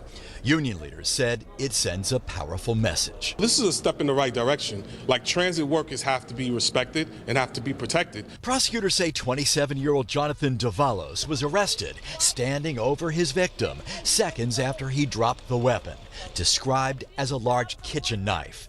It happened at the Utica Avenue station in Brooklyn yesterday, an end-of-the-line station where passengers must exit the train.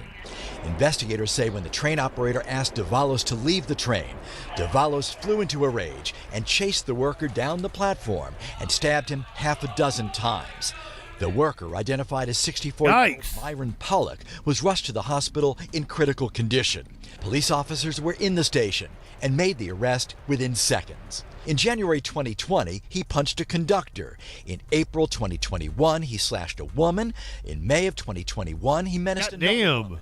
In December of 2021, he was sentenced to 3 years. This man's a nuisance. February 2024, released to parole until 2028. Not the good kind. Workers are under orders to clear their trains when they reach the end of the line, part of the mayor's subway safety plan put into effect 2 years ago.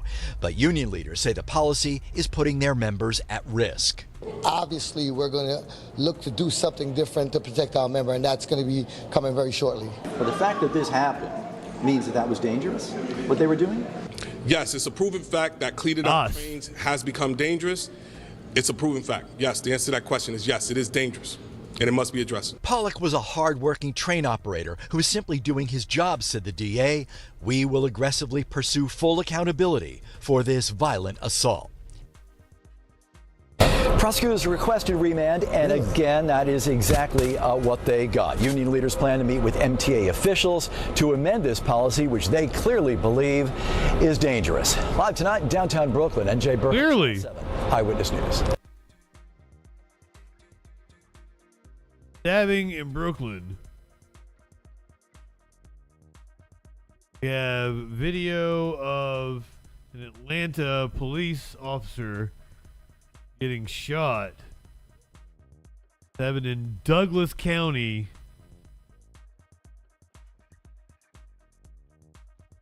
Douglas County Sheriff's Office has released some surveillance video of the moments leading up to the shooting death of an Atlanta police investigator who broke into a neighbor's home last week. Ooh, yeah, this dude. Still don't know whether Aubrey Horton was having a mental health crisis or perhaps on drugs.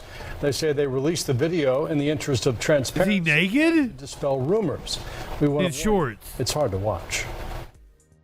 Help me! It was Jesus! Holy It was 5 o'clock in the morning last Friday in the St. Andrews Country Club neighborhood. Aubrey Horton rushed the door of a neighbor. The sheriff says they did not know each other. Yes! Baby! Oh, no! Bring help me! You're here! Oh! The sheriff's office says the homeowner was concerned that Horton might harm his wife, who had just left for work. They had installed surveillance cameras after an early morning burglary attempt 3 years ago. You can hear the owner ask Horton if he needs help. That is happiness, Leah.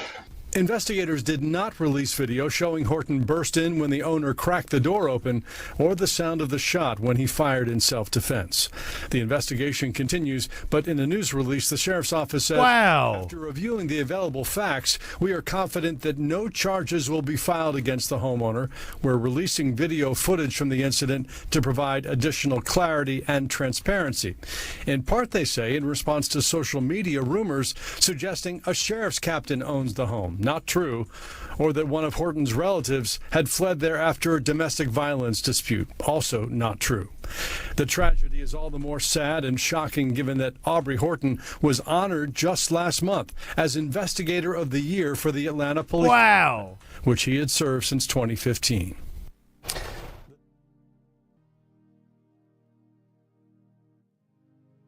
I probably should hit the content warning before I played that video, but I didn't know. The shooting of a cop. How could I not know? There's apparently some kind of a hazmat incident at the LA County Jail. We do have breaking news now at 11 a.m. I'm Philip Palmer along with Giovanna Lara, and at least one person has been killed, several others injured after a hazmat incident at the Men's Central Jail in downtown L.A. Scott Reif joins us now in Air 7 with the very latest. Scott.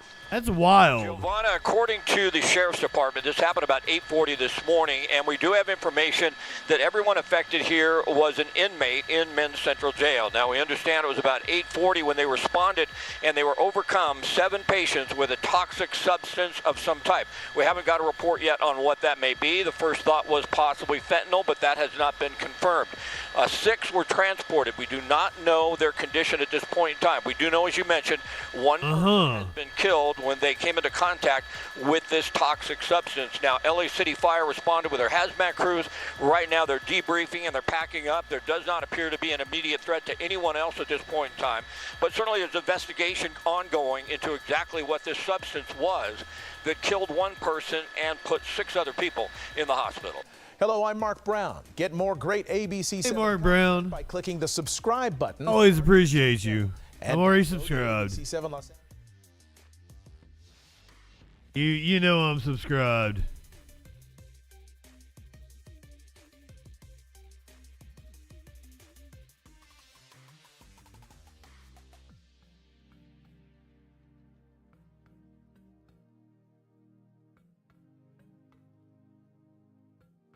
Man has been charged after an explosives lab found in Philadelphia.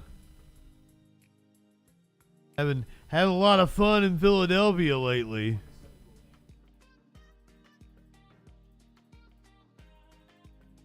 Explosives lab. News here tonight. A 27-year-old man has now been charged in connection with what prosecutors say could have been a catastrophe. This was the scene Friday night as police descended on a home in Philadelphia's Mayfair neighborhood for what at first appeared to be a hazmat situation. Tonight, police say the home was packed with improvised explosive devices and a bomb-making lab in the basement. Action News' John Paul live at the DA's office in Center City tonight. John, prosecutors gave a lot of really disturbing details today. Yeah, Brian, they did. We also learned that this guy was out on probation for having been arrested for having explosives in the past. Well, shit. He's charged with having weapons of mass destruction. Woo. We actually really escaped a major tragedy on this one. A major tragedy averted in Philadelphia's Mayfair section. Chopper 6 captured the huge response on Friday night after smoke was seen coming from a row home on Montague Street. It soon became apparent there was much more going on here. Investigators say they found 50 pounds of highly volatile explosives in the basement. You would have lost the block at the minimum, so it was an extreme hazard to everyone on that block. That revelation left neighbors stunned. Just scary that to live around people who could be doing some dangerous things like that. According to investigators, that dude seems so nice. Explosive devices were being manufactured in a makeshift lab inside the row home in the middle of the block. He clearly knew that he was engaging in dangerous illegal activity, that a fire led to his lab's discovery rather than a blast that leveled the building was fortunate. Police arrested 27-year-old Yevgeny Sadrislamov on a number of felony charges. It turns out he was on probation after pleading guilty to similar charges in 2020 for having explosives. We found these videos that he posted to YouTube several years ago. It shows him building and igniting large explosives. We've learned some of these were confiscated as part of the previous case. There has been He's just making fireworks, though. Sophistication and scale of the operation. Now, of course, the big question tonight, why was he building these improvised explosives He had nice hair. in his basement? We asked investigators that today. Had crazy eyes. Get into a He had motive, nice hair. They did say, Brian, that they're investigating every angle, and they'll get to the bottom of this. We're live tonight in Center City. John Paul, Channel 6. I mean, I assume, well, what's the, like you have a pyromaniac that likes to play with fire. What's the equivalent of somebody who likes to play with bombs? Sure, that's a thing, right? Everybody has their kink. I shouldn't kink shame.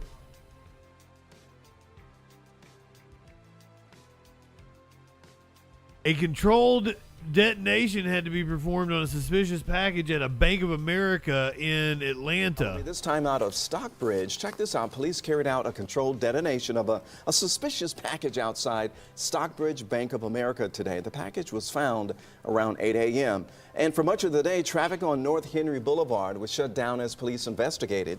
The detonation happened just after noon. Stockbridge police say no one was hurt, and the road is now open, but no word on what was Two-finger Timmy from.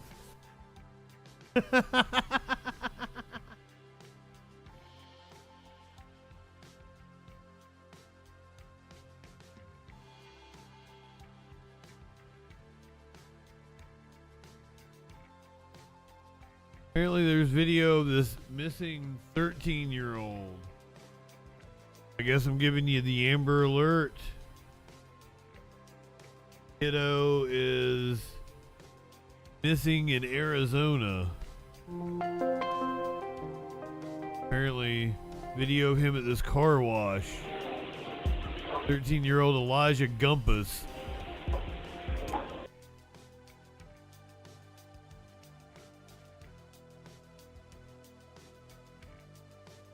"13-year-old Elijah Gumpus was last seen leaving a car wash in Maricopa County." See him down there because of my...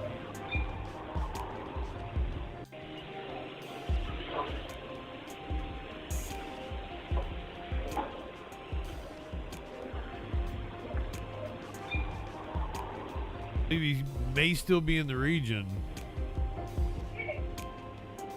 Really hoping the video would be something fun. Authorities are urging anyone with information on his whereabouts to come forward. Does that truck have something to do with it?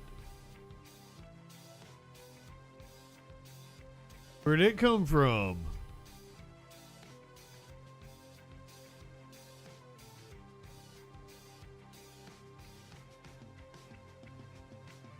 Video shows an RTA bus.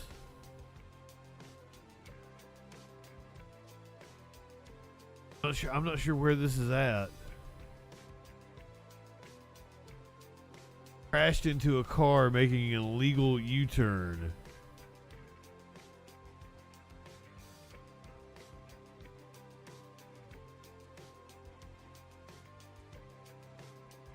This apparently happened in August, but the video has just been released.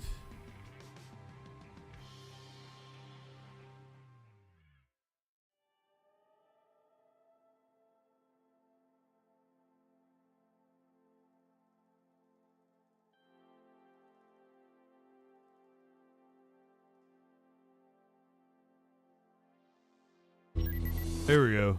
Jeff Slauson here from 19 News Now, the 19 News digital desk, going to be showing you some video from a bus crash, an RTA bus crash in August of this year. This was on East 100th Street and Euclid. This is in Ohio.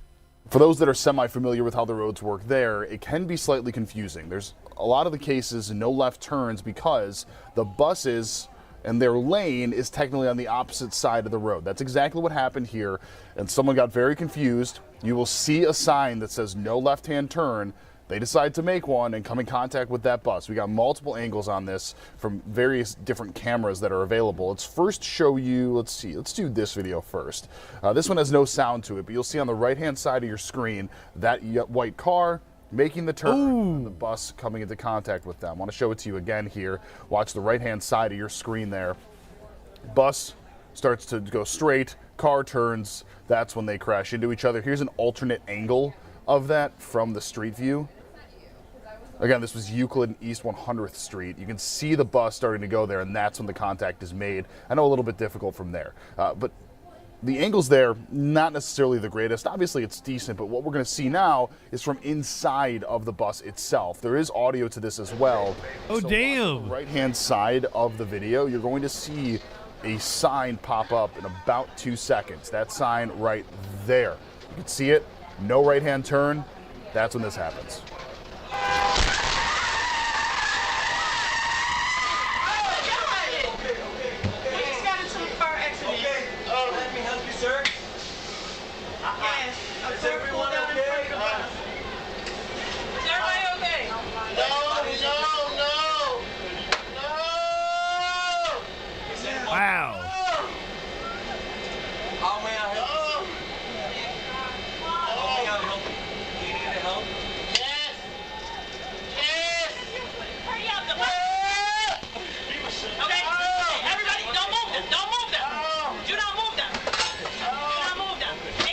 Oh shit, the content warning on this too. That's a pretty nasty hit. I'm not bleeding, but I'm hurting. Okay, I'm getting you. I'm hurting. I wanna, sir, I wanna you to stay still. Do not move. I ain't moving. Don't can't move. Oh. Does anyone call for 911? She got everything. She got it. I know. Now, this is just porn at this point. The view from the driver's side. Here we go. Of this. You'll see people are kind of just standing around. Take it from there. Torture porn. Oh damn.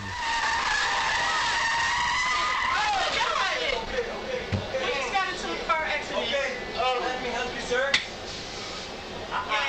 Show you now from inside of the bus. So this is the view from the driver's side of this. You'll see people are kind of just standing around. Take it from there.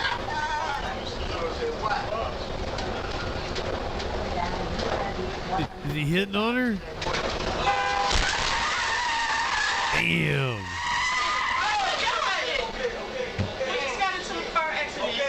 Let me help you, sir. Is everyone okay? Is everybody okay? No.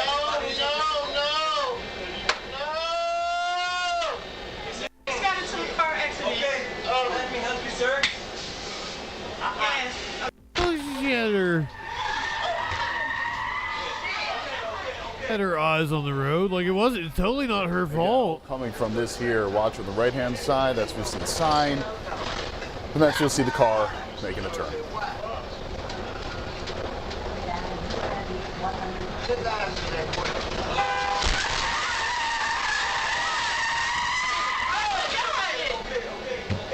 into a car accident.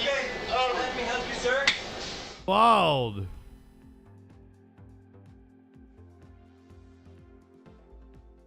I guess as we're talking about accidents, we can go ahead and get this one out of the way. A plane has crashed over Catalina Island.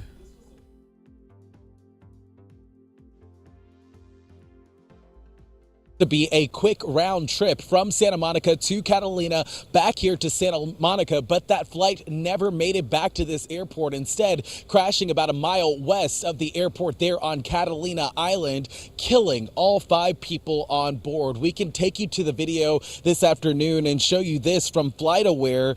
It shows the plane's first flight of the day. It originally departed from Santa Monica Airport yesterday evening around 6 p.m. and arrived at the airport on Catalina Island in Avalon. About 20 minutes later, the twin-engine plane stayed on. I'm not going to say anything about people pooping their pants. I almost pooped my pants on the stream the other night. To head back to Santa Monica, that's when it happens. The older you get, on board around 8:08 p.m. A 911 SOS alert was sent from a cell phone belonging to. All good as long as you wash your ass. Signaling an emergency and informing the police that a crash occurred. That location was tracked by GPS coordinates, prompting a quick response from first responders and multiple search and rescue teams. This now is video from Nothing to be ashamed Island Conservancy's Instagram page, where you can see what it looks like from above approaching Catalina Island. Rescue teams found the wreckage in a steep on Catalina Island there. Tragically, all 5 adults on board were pronounced dead at the scene. Officials are now working to secure that crash site. The plane is registered to the founder of Santa Monica Aviation. That's a company that shut down in 2018, but provided flight training services here at this airport. We spoke to aviation expert and former KTLA 5 News helicopter pilot Tim Lynn. He says while the NTSB is investigating Chris Christie, there are several factors. It's nothing to be proud of either. Yeah, I'll give you that. Airport Catalina, of course. Departing the airport is also pretty tricky too. As you depart out, you get a bit of a downdraft at the end of the runway. Also, late in the evening, you do get a lot of moisture over there with cloud cover and fog coming up the back side or the west side of the island. The airport does have an arch in the middle of the runway. So as you're coming down the runway, there's an optical illusion that makes it look like you're running out of runway, and they've had pilots attempt to pull up a little too early and without airspeed and stall aircrafts.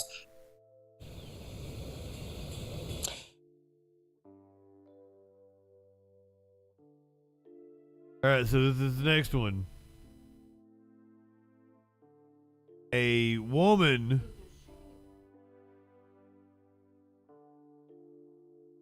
was shot by her husband as she read her Bible. What a sweet lady. A man in Berks County is accused of shooting his wife in the head while she was reading her Bible. The district attorney's office says the woman's husband, Howard Bolts, faces attempted homicide charges. Attempted? Police say Bolts told his wife he wanted her to stop harassing him, then pulled out a rifle and opened fire last Friday in Bethel Township. What? His wife is expected to survive. Bolts is expected to survive.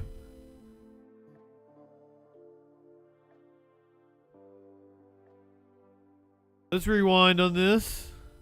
He is accused of shooting his wife in the head while she was reading her Bible. The district attorney's office says the woman's husband, Howard Bolts, faces attempted homicide charges. Police say Bolts told his wife he wanted her to stop harassing him, then pulled out a rifle and opened fire last Friday in Bethel Township. His wife is expected to survive. Bolts is now being held on $1 million bail. Men will buy a gun instead of getting therapy. I wonder if he was an atheist. Hello, Fragwitz. Good evening. I want to say we're getting to the fun part of the show. But then, like, you know, my idea of fun. So this dude apparently broke into a priest's home and attacked him. Assaulting a priest is behind bars today. Police arrested Bassem Lama, who's now facing numerous charges, including aggravated assault and terroristic threats. Detectives believe he's the man who attacked the pastor of St. Maron's Maronite Catholic Church in South Philadelphia October 2nd. He even got inside the pastor's home where he allegedly punched and slapped him. That priest, gratefully, is expected to be okay. So the priest wasn't into it. That's what you're telling me. I'm horrible. Why am I like this? Okay, so the other day we had a dude that tried to rob a bakery with a rifle.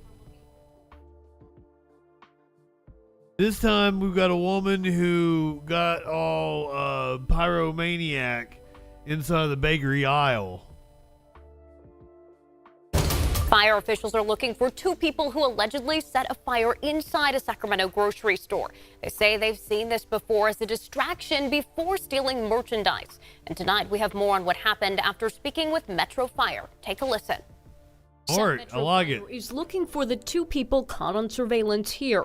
The woman in the blue sweatshirt is accused of setting fire to some of the items on the shelf of the baking aisle at the Winco store on Watt Avenue. Using a lighter, set some product on fire, created a distraction. Metro Fire tells us this all happened Saturday morning. The suspects, a man and a woman in their 30s, pictured here. Metro Fire says they loaded their cart with groceries. The woman set the fire and proceeded to the checkout area. Metro Fire tells us this isn't the first time they've seen something like this happen, saying it's typically part of an effort to steal merchandise. This time, they say no theft occurred. The woman left the cart at the front of the store and bought some bagels with cash, but fire officials believe the fire was part of a distraction to try and steal. We've seen this time and time again countywide where people start fires in one of the aisles and then they make their way out with thousands of dollars worth of merchandise. Metro Fire says a Winco employee grabbed a fire extinguisher and put it out. The fire estimated to have caused $2,000 to $3,000. An employee-owned company? Firefighters say a large part of the product you can steal from a Walmart, goddammit. Due to the smoke. And what people don't realize is when you start a fire like this, you create a diversion. You are then responsible for whatever major damage comes from that. It could be in the millions. Metro Fire says I encourage damages to product, companies that are employee-owned to other people. Steal from a Walmart. Still from heartless corporations, not ones owned by their employees. Fire officials in New York City were apparently not in a Halloweeny mood. They are shutting down a haunted house, calling it a death trap. Isn't that what you want from a haunted house? So scary that the fire commissioner calls it a death trap, literally. Yeah, the FDNY shut down the haunted house in Queens, saying the spooky attraction that offers a maze, escape room, and even overnight stays is unsafe. Eyewitness News reporter Janice Hugh live in Hollis with more. Janice. Hi there, guys. As you can see here behind me, the decorations are still up in front of this house. And neighbors tell me this haunted house has been in operation for at least the last 2 or 3 years. They say oftentimes, especially on the weekends, they see large crowds, and they say they had no idea of the dangers inside. One of the ones that'll pull your teeth. #1 haunted house in New York City, but this Halloween attraction in Queens is a real-life horror, according to the FDNY. That is a death trap that we came upon. Fire officials say members of the department came across the home on the corner of 12th Street and Hollis Avenue, which had been turned into a haunting in Hollis.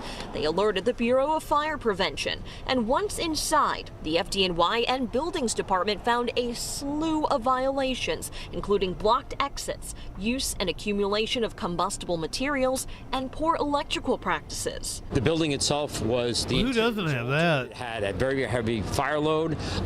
There was a lot of plastic hanging. There was a smoke machine that was illegal. Like if you couldn't find a small place that had more houses in it. The Department of Buildings issued a full vacate order, and the owners of the operation were given summonses. Neighbors say the haunted house has been around for several years, and according to documents filed in Queens County Court a week ago, the dangerous conditions are allegedly not new. A woman claims she was injured as, quote, a result of falling down a dangerous and defective slide inside the haunted house on October 13th, 2023. The complaint also claims the defendants had, quote, actual notice of this defective condition for 15 days. I went up, tip one back. We texted the number listed on the website, and despite the vacate order, we were told doors would be open on Friday. And as of Wednesday afternoon, people were still able to purchase tickets. Well, I did have a chance to talk to one of the people associated with this haunted house briefly to try to get some clarification on whether or not they're still selling tickets and if they will be open later this week. She told me that she is not allowed to comment on anything pertaining to this haunted house and could not give me a definitive answer as to if it would open again. In Queens, Janice Hugh, Channel 7 Eyewitness. Has everyone decided what you're going to be for Halloween? Come up with your costumes yet? This man got in the Halloween spirit kind of early. He wanted to be a banana. New at noon, a suspect accused of damaging a Philadelphia police vehicle during a car meetup last month is now in custody. The action cam was in Plymouth Township this morning as 18-year-old Shane Thomas was arrested at his home.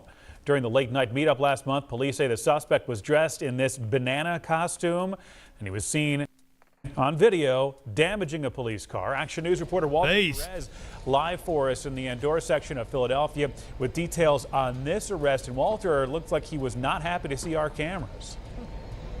Not happy at all, John. And right here, this is a location where Plymouth Township Police handed over 18-year-old Shane Thomas to Philadelphia Police. This is my freaking news story Action today. News was there when the initial arrest was made. This dangerous and violent scene unfolded 2 weeks ago. Hundreds of people and vehicles gathered for approximately a dozen car meetups that ended with thousands of dollars in damage and one police officer injured. This social media video is actually part of the police investigation. And there was one person involved who stuck out in particular. The man was dressed in a banana costume. This morning, investigators were able to make the arrest. We turned down the volume because the 18-year-old suspect hurled a string of profanities at reporters who gathered outside his home in Plymouth. I have the video if you want to watch it. This man faces a list of charges, including damaging at least one police vehicle. He is linked to the patrol wagon for sure, but the conspiracy charge comes in with several other people were involved too. Throwing items, and in the one incident they tried to set the police car on fire. Now, investigators tell us they were able to track down the suspect after his own social media posts wearing the costume were later linked on different platforms to his high school. That's how they knew it was him. Officers quickly verified the information and arrested him this morning. Authorities also say the man in the banana suit was not the first arrest linked to this case, and he will not be the last. We're going to come for you, and the DA's office has done an excellent job in helping us. Coming for you. Together, and you set up. Now, that suspect, Shane Thomas, faces a long list of charges, including felony counts of aggravated assault against an officer, criminal. He was very defiant as they were arresting him.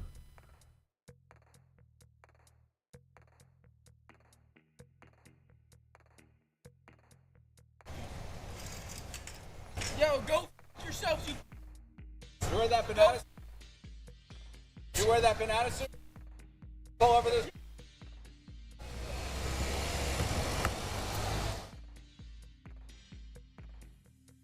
Go fuck yourself.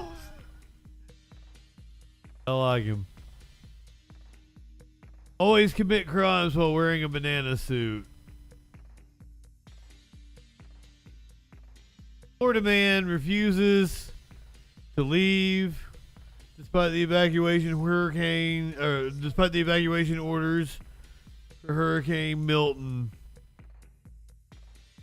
Flash, I hope you're still here. Despite the warnings, some like Joseph Maldonowski says he's Lieutenant Dan story. He'll be riding out this storm on his boat in the bay. As the tide comes in and the surge comes in, my boat's going to go up. As long as I leave enough scope out, I'll be fine. If I'm not here, I don't know what can happen to it. At least if I'm here, I can try to save it. Your boat? But what if you're not here because of it? If I'm not here, then that was meant to be. Explain to them why you're deciding to stick out a Category 5, one of the worst hurricanes in Tampa history, out on a 20-foot sailboat in Tampa Harbor. God told me to come out here and get a boat. I came out here and got a boat. And everything that he's been telling me over the last 2 days is I'm doing the right thing. He's got my back. I'm in good shape. I ain't sweating it. Ain't sweating it? Went out. We got set up the way we know what we're doing. And as long as the water just keeps rising, we'll be fine. The water's going to come in, it's going to rise. If you're on land, it's going to flood, you're risking drowning. I'm in a boat. The boat goes up with the water. So even if the boat goes up 100 feet in the air, I'm going to be up 100 feet in the air with the water. So it's really the safest. I don't think it works like that. Please get you into a hotel. No. Everybody's been asking, man. We got to get you off this thing. Listen, the only way I'm going to go to a motel room is if a woman invites me and she's going to stay. Tomorrow we're going to come back on. You live in sexual anarchy? Still here. Last night solitary? I mean, there's logic behind it. Where are we going to go? A shelter? I got 9 shelters that are open. God sent me here. He sent me here. He told me to come here. He told me to be right here for this. So I'm doing what he told me to do. So I know he didn't send nobody to get me out of here. And anybody that tries to get me out of here, they're not of God, because God told me that this is where I'm supposed to be. Well. So. And you're not worried at all. With his Chucky shirt. He's talking about God. Everything's going to be all right. I'm not worried, because my life, this is nothing compared to what I've been through, so this doesn't scare me. This is I believe it. Inconvenience, because all that's going to happen is everybody's going to get wet, but I'm going to be fine because I'm in a boat that floats. Again, the water's on the outside. Now the wind, yes, the wind's going to pick up, but my anchor is tied to the dock. I'm not going to go anywhere. There's no riding this out. There is no waiting to No, the problem is it's going to flip your boat over. Or it's going to put... There's going to be a lot of water inside your boat that's going to sink it. If something happens, you're on your own. This is literally catastrophic. And I can say without any dramatization whatsoever. If you choose to stay in one of those evacuation areas, you're going to die.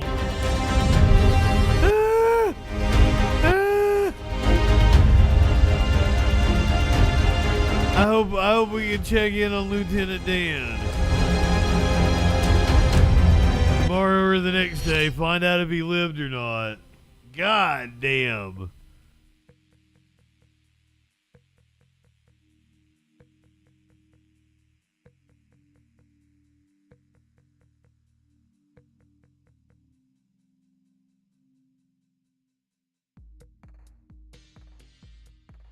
Back to Milton coverage for a second. Landfall, but we can't do that. We are seeing with all of our crews, many of them who right now can't report because in their areas where they're not able to, their equipment's gone down, whatever the Yeah, we would circumstance. never want you standing out with 90-mile-per-hour wind gusts, and that's what we're seeing on the back half of this eye. It's moving over Pinellas County right now. It's moving over Hillsborough County next. Manatee County getting scraped by it a little bit as well. So I want to take a look at it on a map. Scraped by it. See it? Can we pop it up Perhaps. while you talk about it? The map where the storm is? There it is. Now continue on. It's easier to look at. I was just talking with Allison. She's our reporter down in Sarasota, and she said, when is the worst of it here? And I said, right now, and it should be gone within 2 hours. And so her conditions will start to improve from that point forward. But that's not the case. Points northward in St. Pete, the worst of it is passing through right now. Probably going to see those really, really whipping winds and damaging winds that we're seeing on that northwestern edge of the eye wall for another couple of hours. And it's starting to move into Lakeland now, so I would expect that we're seeing widespread power outages in Lakeland from not only that big deluge of rain that you're seeing over Lakeland, but also that's where the winds are concentrated. I have no clue what kind of crazy conspiracies are going on the internet. We've still got dangerous winds out there, and we've still got I'm hearing there's bad. I'm seeing friends like lose their shit over all the stupid So that's conspiracies. kind of the flood zone that we're going to be looking for right now moving forward. I don't have anybody that posts that kind of shit. You're the expert here, but you can see when you mention Lakeland, it's kind of lit up red right now. Yeah. And that's where the intensity is. If you were able to go to sleep in Lakeland, it's probably no longer the case at this point. You know, we get woken up by howling winds, waking up by that pounding rain. That's what's happening right now in a lot of Polk County, not just in Lakeland. It's all along I-4. Why are they only hitting the states where hurricanes always Can hit? we see when that's going to move off? Can we go forward from this? Hurricane hitting Florida. That's wild, isn't it? We'll go to Max Defender 8 because it'd be nice to see that time frame. I do have people asking. Never seen a hurricane in the Gulf Coast before. When can we breathe a little sigh of relief? And then I'll put that. Okay, so he's working on some current winds for us right now. The Trump flag still stands. Next. And so with the current winds that we're seeing on that back half of that eye wall, and these are measured. Are those gusts? Yeah, these are wind gusts. All right, we're going to. Last night in LA, a suspect stole a ambulance. We have a police chase involving an ambulance. Drake, I said it last night. We watched 2 different police chases. One was in Philadelphia. The other one was in Houston.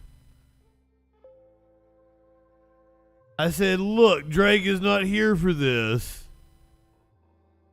Gonna tell me all the police chases take place in LA. Why is it always gotta be LA? Two. No, I swear to you. And Drake, you should totally go back and I put the clip on YouTube. That is a wild police chase. Matter of fact, I did not have this last night. It is in the clip that I made.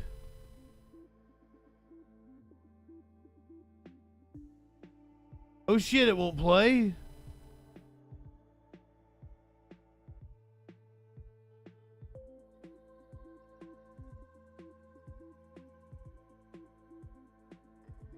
Damn.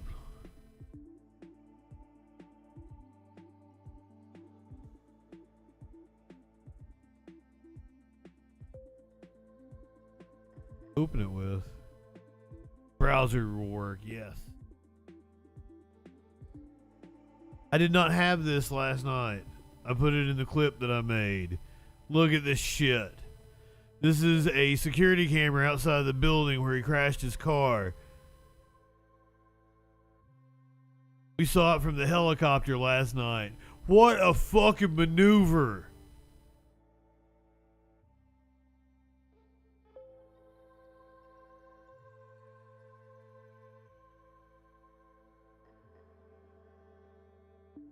He rolled like 3 times on the ground. Landed on his feet. We think he might have lost his brakes.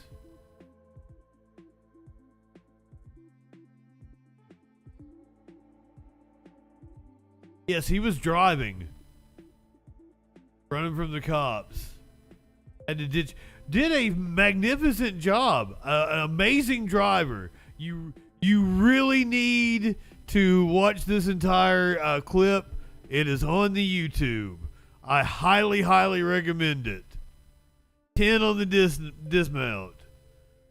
Because the motherfucker, there is one point where 3 different cops go for him, and he dodges all 3 of them. Oh, it's amazing. This happened right after we got off stream last night. That was like 4 or 5 days ago. One of the suspects is still at large. One has been caught. In fact, right on cue. There's the spotlight there from. This happened last night. It's 24 up here right now. So I'm sure there's going to be a lot of calls being made. You know, there were probably already calls being made to CHP in LA County anyway. But I would have to imagine that we're going to see them coming in here sooner rather than later. You can see them really low over this. So yeah, and there's a unit. Here comes CHP as well. So now, they're going to be guiding them in. I one up, tip one back. The suspect responds to all this now because this is the first that we've seen of authorities being overhead, and a lot of times that's when we start to see the kind of panic driving, and definitely don't want to see that with a vehicle like this. Obviously, kind of an ungainly vehicle, handles very strange, not going to handle like a typical passenger car or even an SUV. Definitely could be easy to lose control of a top-heavy vehicle like this if the suspect isn't careful. So we're kind of seeing the inside there, what the EMS would be looking at. Looks like that screen in there in the middle. Can't tell if there's still only 1 or 2 people in the front, but we haven't seen anyone in the back. But they are now lit up, so they definitely know that they are wanted, and we're going to see how the suspects respond. They definitely know they're wanted. Into the Bellflower area. Yeah, and Desmond, you're right. We were just talking to Mike. He talked about folks talking about this alleged stolen ambulance, and he also talked about one person saying that they saw a person in the back of it. Have you seen? Whoa! Have you seen that? No, but trying to get. Let's see here. Well, I'll double in. It's no. If we get a chance. Empty. Yeah, it looks empty back there, and with the doors open, we certainly hope that it's empty back there. So I'm not sure what someone saw. Maybe just kind of in the hectic moment of everything. I mean, sometimes people call in the CHP and report all sorts of different things that don't end up being the case. So we'll just have to see what happens. We now have multiple units from the ground, and then sheriff's deputy helicopter overhead on this one. We had speeds up to 85 miles an hour, kind of down around the speed limit right now. You're gonna have these doors banging about back and forth and stuff. I'm sure that's making kind of loud, uncomfortable sounds for it's empty now. As they drive around as well. So just now starting to see how they're going to behave now that this is an active pursuit.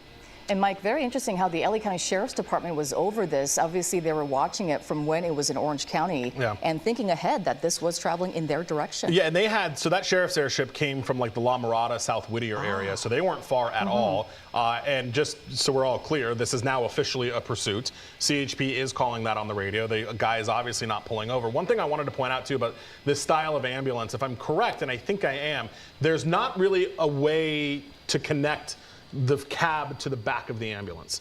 So there's, in some of these ambulances, different types of ambulances obviously have different things. Some of them, there are full scale, you can shift from the front to the back. These ones, though, I don't believe so. I think there may be a small window that they could pass things through. I don't know if it's big enough for anybody to kind of crawl through, if you will. Not that that person would ever do that, but that, wow. Oh. But that would, when this comes to an end, there could be a concern that this guy, if the hole is the doobie window, he could crawl through the clinically, back, and all of that. clinically. I hope you're safe. Their tactics once this comes to an end.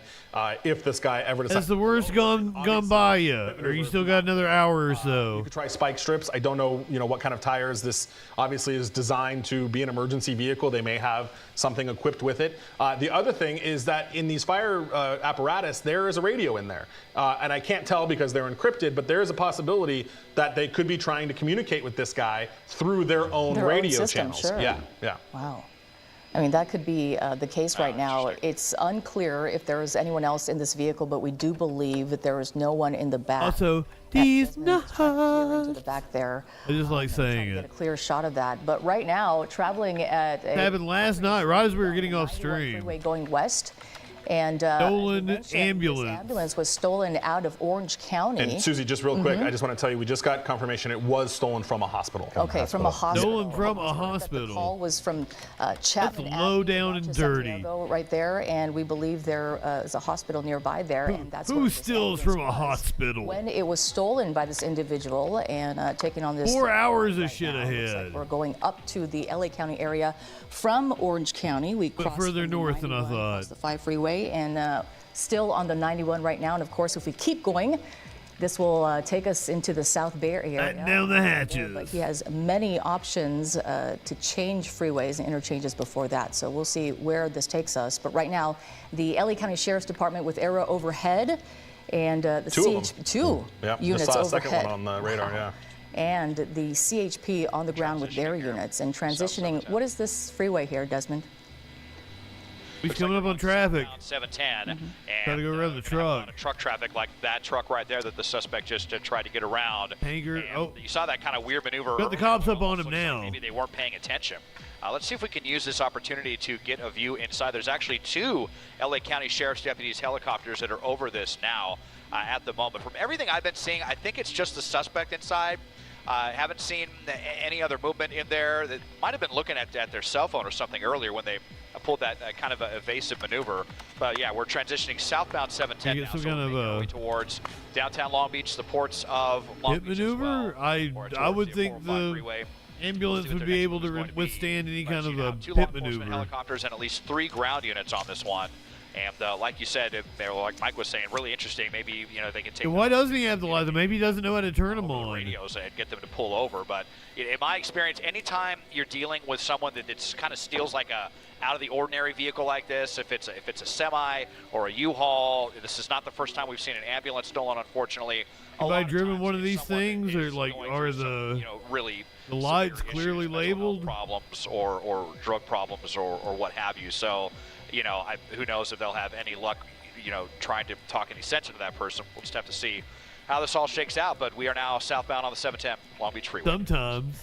And we see the doors in the back open and also that door on the side and no stretcher inside of this ambulance. So that gives, seemingly a good indication that if someone was suffering from a medical emergency at the hospital when this ambulance was stolen, hopefully they were able to get out first. And Mike alluded to this earlier about how, oftentimes we see the firefighters or EMS waiting there on the side while they wait for a bed, or even when they take a patient inside. So maybe that's. Hey, now Jimmy Dean actually makes some really good sausage bacon. If a person was in there needing medical attention, like you can't really go wrong with Jimmy Dean breakfast like this meat. was too long of a gap between the time that it was stolen and between the time they realized it was stolen, because there were some initial reports that somebody even saw the guy jump in it. Oh no, but they're like frozen. Hopefully, because my initial thought was maybe these paramedics didn't notice until they came back out after dropping their patient off. But it does sound like somebody witnessed this guy. It might even be the best sausage, like in terms of like a guide law enforcement in, which is of course how we heard about it. So the good news is it doesn't seem like it was out running around for too long before they were able to catch up with it. So, I do hear some things about how they want to maybe try to handle this, but again, their options are going to be kind of limited. The other thing when you're talking about, well, now we're kind of so fucking hungry. Getting over here a little bit, but these fire vehicles are generally always on a full tank, right? They don't like to run these things low, and this is a larger vehicle that may have a larger gas tank. So we'll see how. No idea what I'm going to make. I got everything to make hamburgers. The other way. I don't have any hamburger buns. Question that we always ask when we see these interesting or different vehicles in these I don't like it. Lord, it's the broadcaster in me. I don't like to eat on the Desmond was talking about some mental health issues. That could certainly be something that's happening here. And I have no bread. But also, perhaps they're getting away from something. Who knows? Why they stole specifically an ambulance? They could have stolen a car. You live in which sexual they could maybe anarchy. Get away in because it's not as obvious. Flash, that's a great idea. And it looks like they are pulling over. Oh shit! Oh shit! We may be coming to an end. Yep. Ground units right behind them.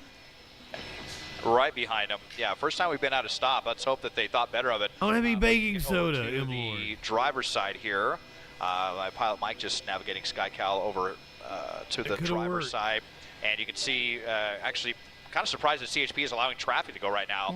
But they are, hands up. They're coming out weapons drawn. Oh, look at this. We're going to get a peaceful surrender. So, boy, maybe they were able to get through to this person, or they just thought better of it, or what. But after all of that, I mean, you've got to realize. Looks like I am moving very soon, so I'm being very sparse on the food that I'm. Lifting up his shirt there, looks like he's got some. Came to an uneventful. Looks like he might have a hospital band. Yeah, that's what I was thinking too. I don't like it. Yeah, interesting. That's yeah. So Desmond, where are you? This person was just you know, we are on the southbound. So I just when I ordered food yesterday. So very close to the ordered groceries. I didn't think out anything. I just grabbed a bunch of things. Got to be stopping lanes now. I'll worry about it later. It looks like we're going to be having a peaceful. Had a baked potato, a salad, and after the end of a very bizarre pursuit out of Orange County, now in the Long Beach area. Popcorn shrimp. All right, Desmond, thank you. As we see this suspect surrender to police. I was going to make blue cheese dressing for my salad. Like the hospital. Bands on. I forgot I didn't have any sour cream. Yeah, on one side it would be like a bandage, on the other side or something like that. Yeah, so maybe he was a patient at the hospital who had access the old surgery and dash ambulance. I mean, that would certainly make sense. It would, and obviously the city of Orange is now going to have to figure out. Sounds good, Media Wins. You need to cook for me. You know the circumstances. That needs to be done soon. Security camera video, so hopefully that'll help them too. But luckily the city of Orange is going to get their ambulance back without a whole ton of damage to it.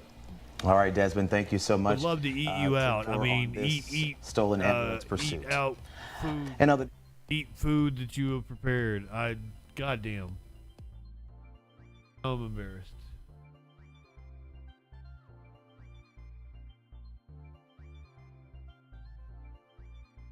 Warlord requested a specific animal video. Sexual anarchy.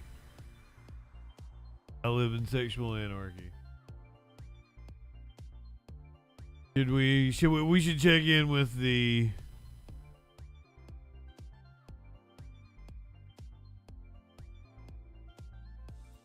coverage. Milton one more time. In Orange, the heavy precipitation, which tends to drag stronger winds that are above the surface down you live in to the ground. And we anarchy. get those quick bursts of wind. We saw the radio velocity earlier from Jeff Bardelli and Rebecca down in our studios, showing those high winds aloft. And when the rain comes through, you can transport that down to the ground in short order. And those bursts of wind, that's what does the majority of damage when it comes to these hurricanes. Right down to the ground. Turbulent conditions out there, and that's what we're continuing with in those areas of red that are moving across eastern Hillsborough into Polk counties right now. All right, you got to see this. Just coming in from St. Pete, the home of the Tampa Bay Rays. Take a look at this. This is coming in from Jay in downtown St. Pete. Wow. Guys, look at the roof of Tropicana Field. Being peeled back. You can see directly into the stadium. Oh, shit. This is just coming in to WFLA.com/report it. And I'm curious, that's a tremendous amount of wind damage. Is there any chance? I mean, what happens now that the roof is exposed at the trop? A big concern. It's in multiple places inside of the trop. I mean, the rains are relentless. I'm looking at the radar behind me in Pinellas County there, and it's just raining to beat the band. They're under a flood advisory. All the alerts are up as this storm is continuing to literally rage across the Tampa Bay area tonight. And again, we've got a ways to go, as we see with these wind reports. Also, the surge is still an issue as well. Don't want to diminish that fact. We've had reports of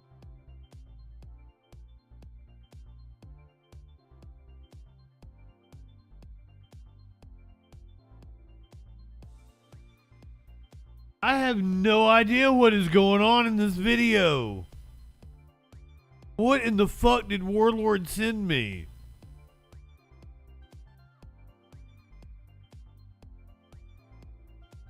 Is that dog pooping beads?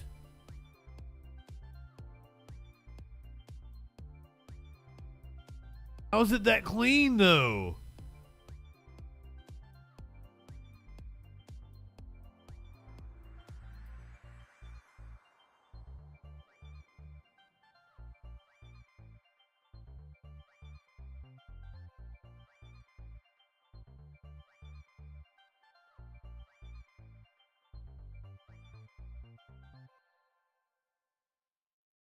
I'm sorry. Of course, Warlord sent this to me.